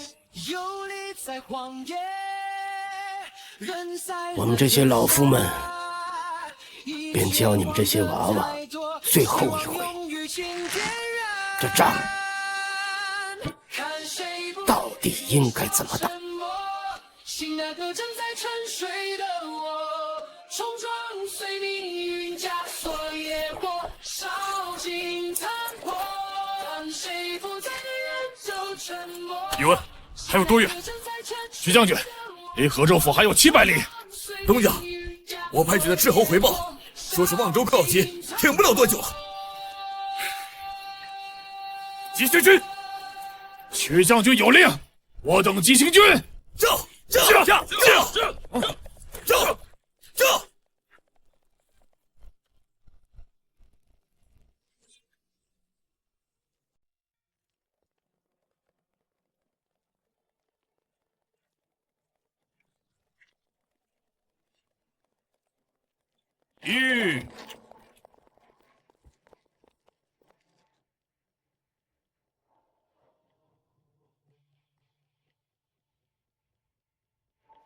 徐兄，听闻徐兄这次来河州，喜得我饭都不吃了，便立马赶过来迎接徐兄。妈的，贪公狗！老子去杀了他！子虎，别冲动。虎哥，虎哥，这又是为何呀？子虎喜欢打狗，看到狗，他便忍不住了。徐兄这次带兵入边关，又是为何？你是真傻，还是装傻？边关并无战事啊。哦，先前确有北狄想扣关，但不知怎的又退了。赵清源，你一无啸虎之勇，二无鹰骑之才，就你反反复复投机取巧，你就想当一方诸侯了吗？徐兄，我是征北将军，这家国之事我比你还要懂。先前在长阳我便说过，你等同于无义帝。你闭上口嘴！我只说一次，你可以当你的缩头乌龟，但是让开河州城，让我过去。你可以当你的缩头乌龟，但是让开河州城，让我过去。徐兄，我说了，边关无战事，敌人早退了，要不然我早上报长阳了。另外，我听说你已辞了宰辅之身，现在你以布衣之身聚起数万大军，此乃叛乱之举。徐兄，悬崖勒马！不攻手，准备！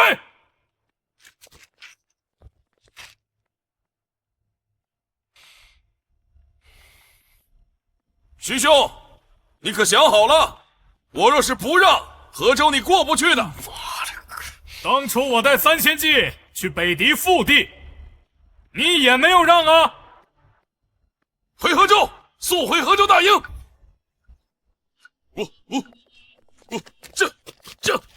这，妈的！木哥，我们追不追？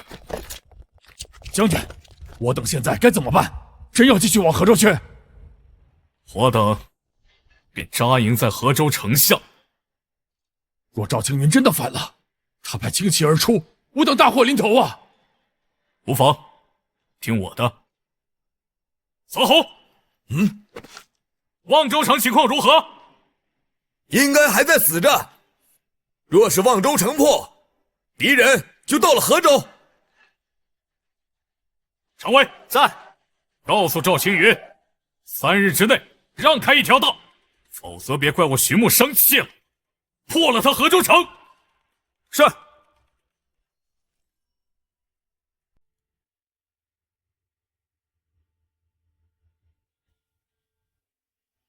朕难道真的是个昏君吗？不是。没错，朕并无过错，都是小王叔弄错了。他不该把那个酿酒徒捧得这么高。朕和那个布衣站在一起，百姓都只会看着他，而非是朕这个皇帝。朕乃皇室遗亲，什么托孤大臣？朕今年20有3，难道还要让人牵着鼻子走不成？后世的着说，若说朕是一个傀儡之君，那朕岂不是要被冤死？啊！陛下息怒。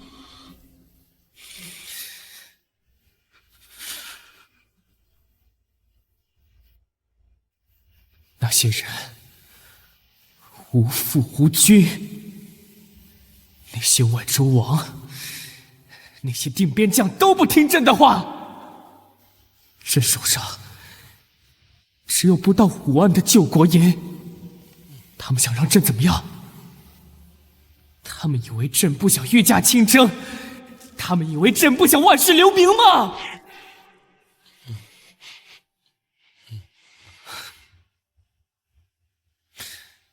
你去把陈长庆给我叫过来，就说朕答应了，让他赶紧过来商议迁都慕云州的事宜。朕要慢慢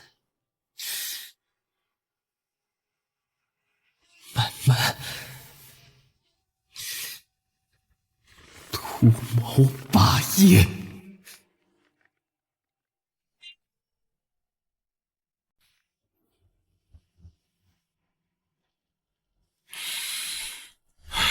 哈哈哈哈！哎呀，恭喜赵将军凯旋回营啊！哎呀，你说那小东家傻不傻啊？这个时候入关？哎呀，黄道春，你可别忘了，你这位北狄的忠犬可还在我大计的军营里啊！哈哈，哎呀，这大计的小东家，这个时候入边关，赵将军，你的处境可不妙啊！你也认识他？3000人守望州的好汉，有所耳闻。那你问问，如果是小东家的话，你那位可汗愿不愿意让出王座？或许能拉拢他。哎呀，我可从来没想过要拉拢他，势不可为。他既然选择了入边关，那定是要去救望州。他想去望州，必定会经过河州。赵将军，是时候做出选择了。据我所知，在中原朝堂里，不喜欢你的人很多啊。你若是失势，很快便会没命啊。水往低流，人往高走。赵将军，这望州要破了。我只问，若是小东家带4万大军前来，该当如何？哼，自然是迎敌击杀。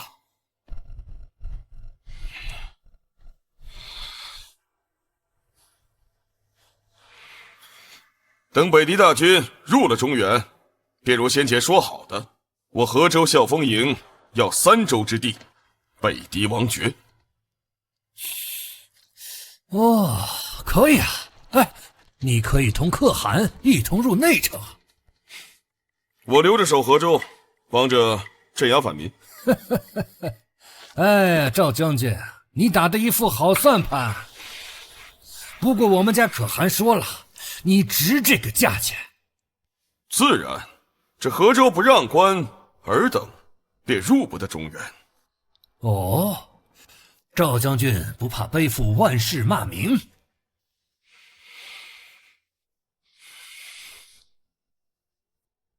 下辈子投胎，再做个忠义人便是。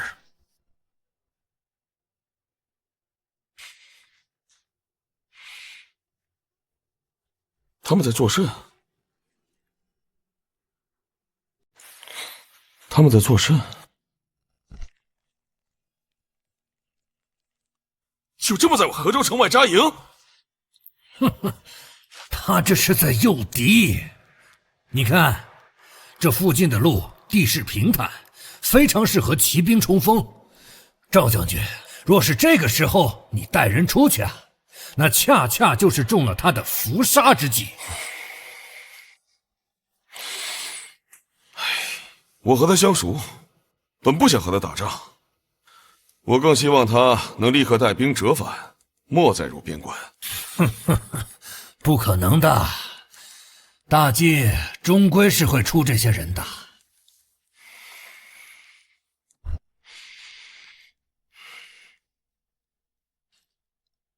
将军，你看，这10人一灶，小东家的援军已经开始生火做饭了。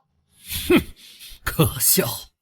说什么3日之内攻破河州，这样的大话也不怕闪了舌头。哼！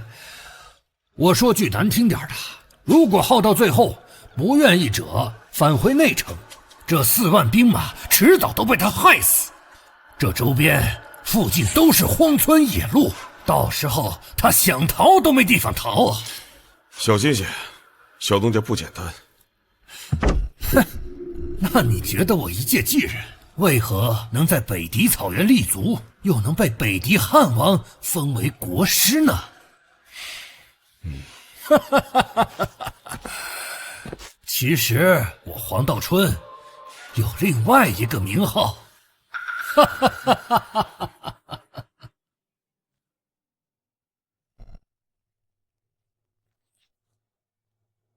黄道春，妓人，北狄第1志士，这都什么乱七八糟的？小东家，我也是找到2个避祸的河州官差才得到情报。听说这一次不仅有10万敌人南征在后，还另有12万敌人准备会师。至于那黄道春，这人是北狄的国师，北狄的狗，北狄可汗特意派他来招降赵青云的。北狄第1志士，那塞北草原蛮荒之地，就算是千条狗，也能换个甲绑回来。就是，那3日后，我等真能攻下河州城。小东家，这座可是坚城啊！以赵青云的脾气，和这个北狄第1志士，我看此事大有可为。常尉，明日起你带领3000人，从河州城向右绕去，切莫发出声响。是。小东家，绕哪里？绕回来。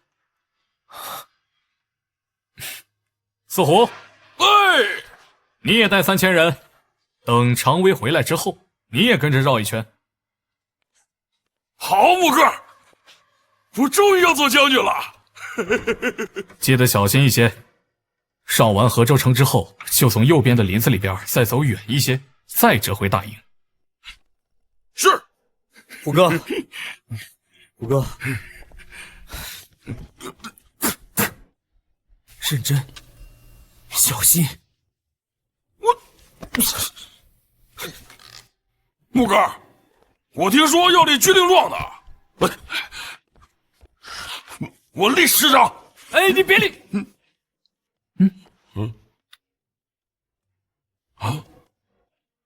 那薛将军，我等做什么？你便和我留在大营之中，稍后2日，这大营中便以40人为一灶。是啊，木哥，这不得把饭桶捅烂了呀！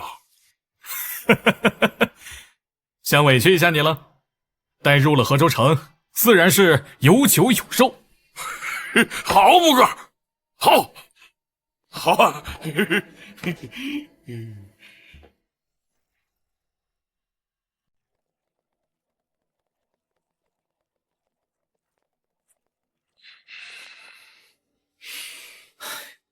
虎哥，你好歹也是个将军了，你可得小心一点，莫坏了事儿啊！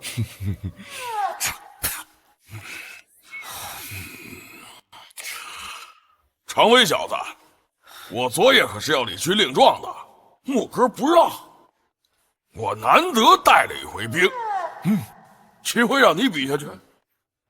放心吧，我会小心的。最好是驾！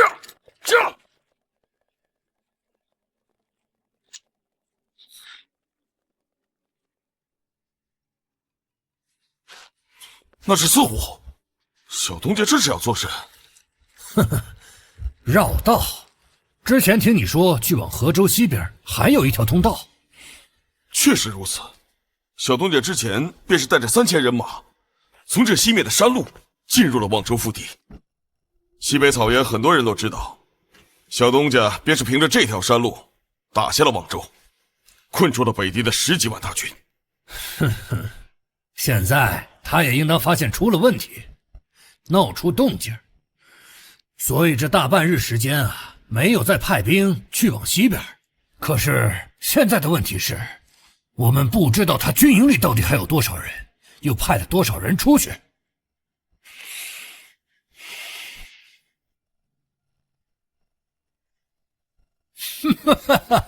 不对，他这是想瞒天过海。只可惜啊，我深知算灶之法，10人为一灶。今日这灶烟也是对的，这就说明军营里并没有减少人。还有8千民夫。哦，民夫不会同灶，也不会离河州太近，可以忽略。这小东家想以瞒天之计，让我们以为他慢慢的将兵都调往了西边，再次进入望州腹地。可若是真的，那问题就大了。哎，不可能是真的。我说了，我深知算灶之法。既然这灶烟没有少，就说明营地里的士兵也没有少。小东家的确是聪明，只可惜啊，运气不好，遇到了我。那我等该怎么办？雕虫小技，不值一提啊。他想引我出兵，可终究还是蠢了一些。赵将军放心，我黄某人心中已有良策。啊！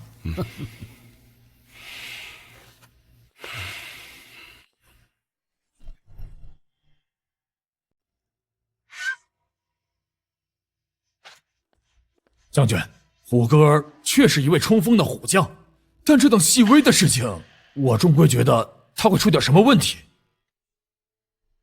我晓得。将军这是何意？我徐牧倒要试试，那敌狗的第一志士到底读过几年书？哎，回来了。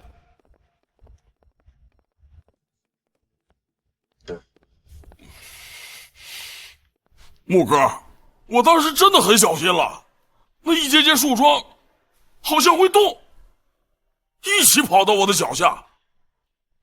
我当时明明看见落脚了。木哥，我明日再去定然会小心。明日不用去了。咋的？明日有其他事要做。小东家，是剩2日了。我晓得。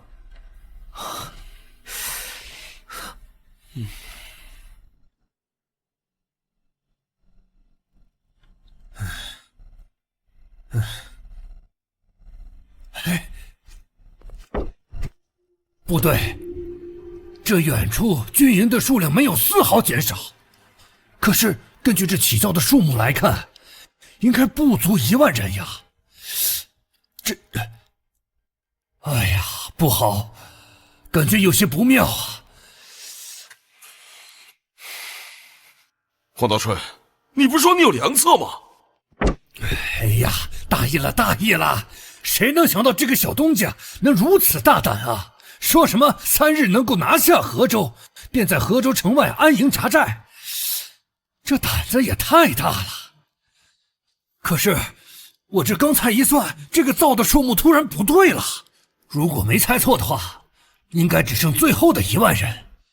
他这不是要瞒天过海，他这是暗度大军，要去往西边望州腹地呀。算了3日造，你算了什么？哎呀，你不懂，这小东家没那么好对付。哎，赵将军，不如你派些轻骑前去打探一下虚实吧。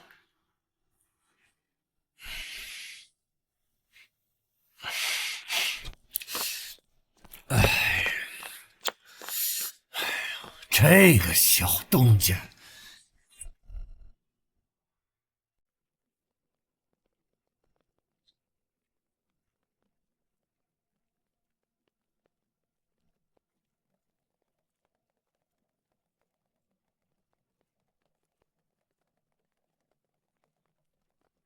将军，无人，全都无人，整个营地都是空的。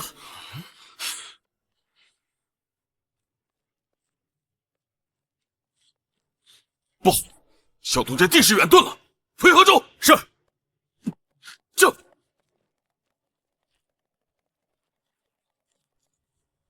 啷个里个里个啷个隆，哈哈，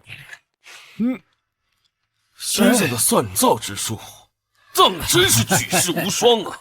不要急，不要急，这一切都还在我的妙算之中。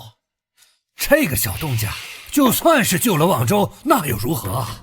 到最后，他同样是一个死。哼，到时候赵将军只需从河州出兵，再与我北面望州大军两相夹攻便可。啊！啊！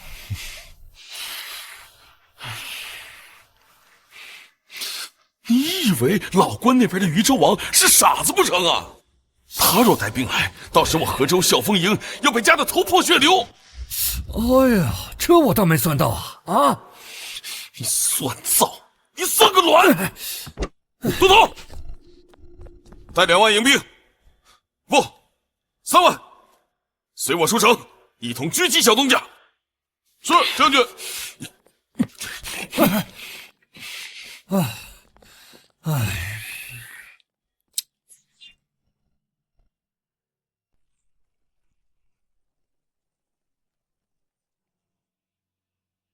木哥，那赵青云怎么带着人走了？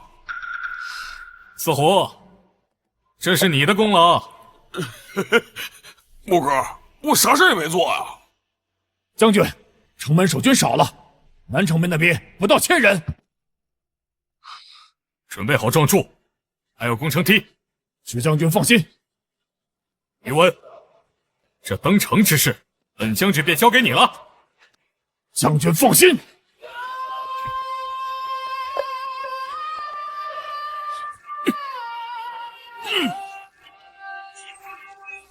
天地不公，朝堂不争，狗官和肥将不惜我大计山河。我徐穆问诸位将士，4万北伐大军，可敢战否？战！战！北北伐军只有断头的汉，没有去死的狗。刀一抹，剑一试，何敢不战？好。大计之虎何在？死虎在此！兄弟们，随我抢占南门！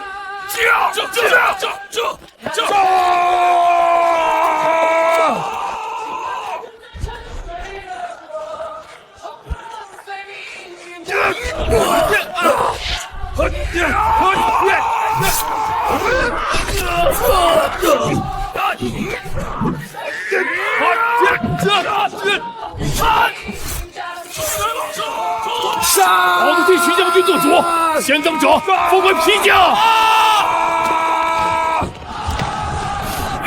国怪，你，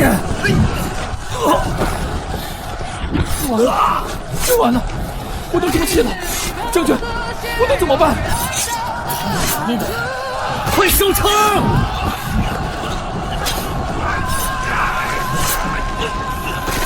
快收场！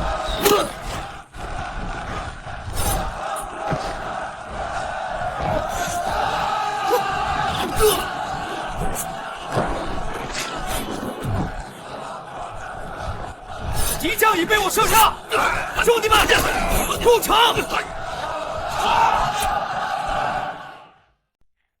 起火了！喝着我要起火了！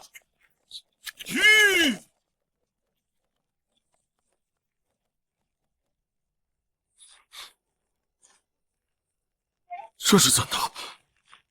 城里着火了！哎，不对呀，生灶做饭的时间早过了呀！操！黄道顺，你再提这个字眼，我杀了你！哎呀！哎你呀！哎！啊！将军，河州城已经被人攻破了。什么？徐将军，马栏里尚有3000多匹驯马。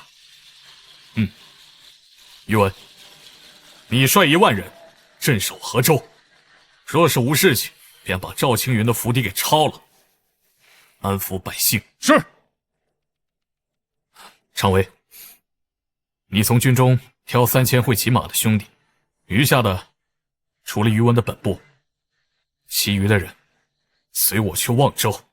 是。小东家，我做骑兵统领。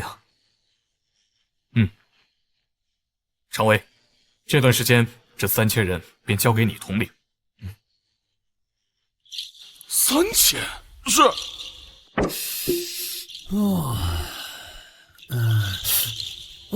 若是此时截杀，以3万银兵打头，或有齐军之效啊！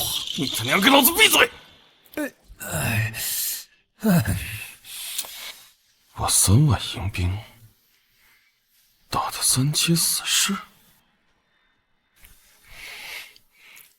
你有胜算？我大差也不差啊！何说3日？真就3日打下了河州。当年北敌11万大军，我都守得住，我也不该听你的馊主意。若我为守河州，岂有事成的道理？哎，好，慌什么？我只不过是漏了1策而已啊！哎，若以算造之法，应该没问题。1策？我只觉得你漏了100策。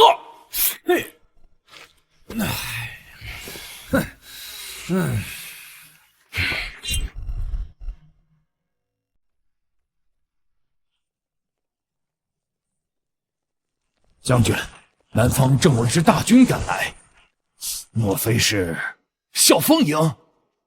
猪脑子！笑风营那些鼠辈会支援我们？去查清楚。遵令。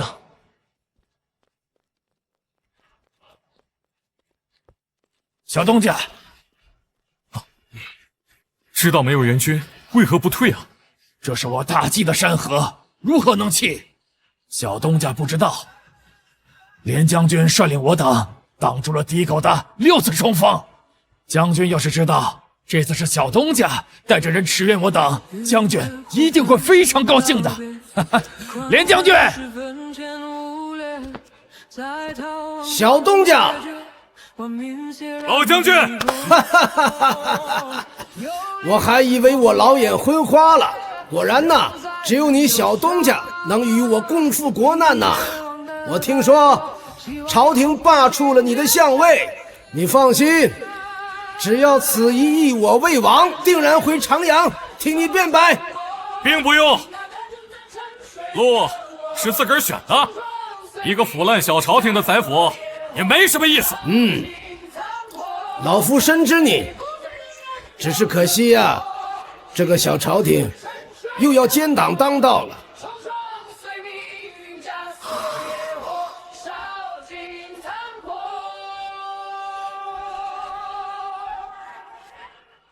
老将军，为何还是这些老兵户啊？先前那些老兵啊，我让他们回内城养老了，剩下的都是能打的。他们说敌人未退，即便回内城养老也不安逸。我呢，拗不过他们，便由着他们去吧。都是一起打过仗的兄弟，他们也深知你，莫替他们担心，且随我上城头。女人跪在灰烬中，有人抬起风，在夜里高歌血肉燃烧呐喊出最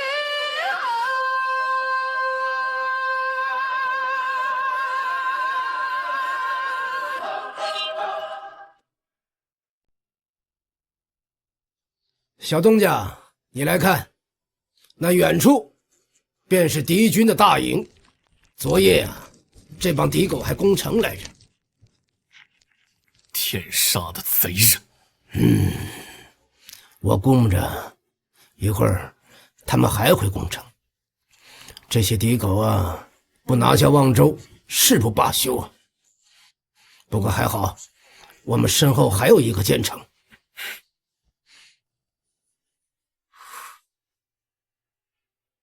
老将军，这城中的百姓呢？哦，我让他们逃命去了，不怕你笑话。我对守这个望州城啊没什么信心，不过这下好了，你来了，我的信心大增啊！老将军，不如这样如何？我让我的人上来换防，也让这些老卒们休息一番。哎，无妨，这些人呢不会愿意的。你不知道，我的这些老卒里边呢，年龄最大的已经超过70了，不像年轻人，卸甲防备啊，身体会垮的。再说，他们不愿意下城关，都怀着必死的信心呢。那城中可有民妇？并无。哦，如果小东家有空暇，可以让你的人帮着把守城的物资搬运过来。这是自然。司虎，让我们的人把守城的物资都搬上城头。好的，木哥。常伟，把弓箭手都调上来。是，小东家。快起来！敌狗攻城啊！快起来！敌狗攻城啊！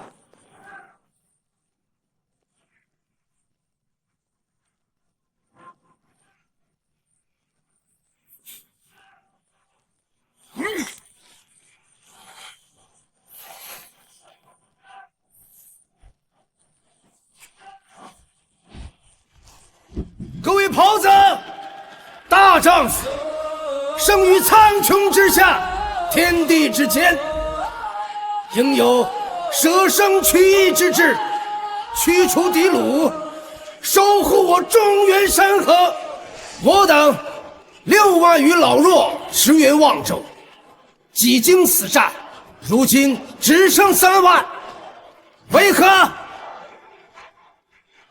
小东家一入内城，再次带人驰援望州，为何？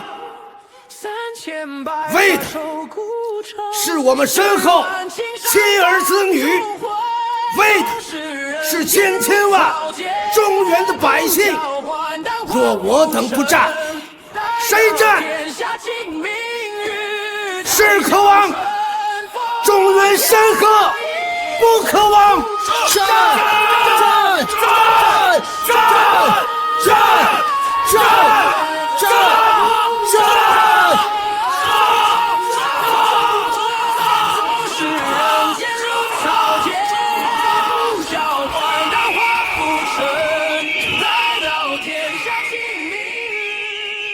最后的夜晚，那些渴望真理的人已为我们开路，我们将凯旋而归。我知道明天一早就会看见你。那些女人正忙着为儿们哄睡，这些日子已经没有人活着离开，为了不让一切沦为徒劳，我们别无选择，只有战斗。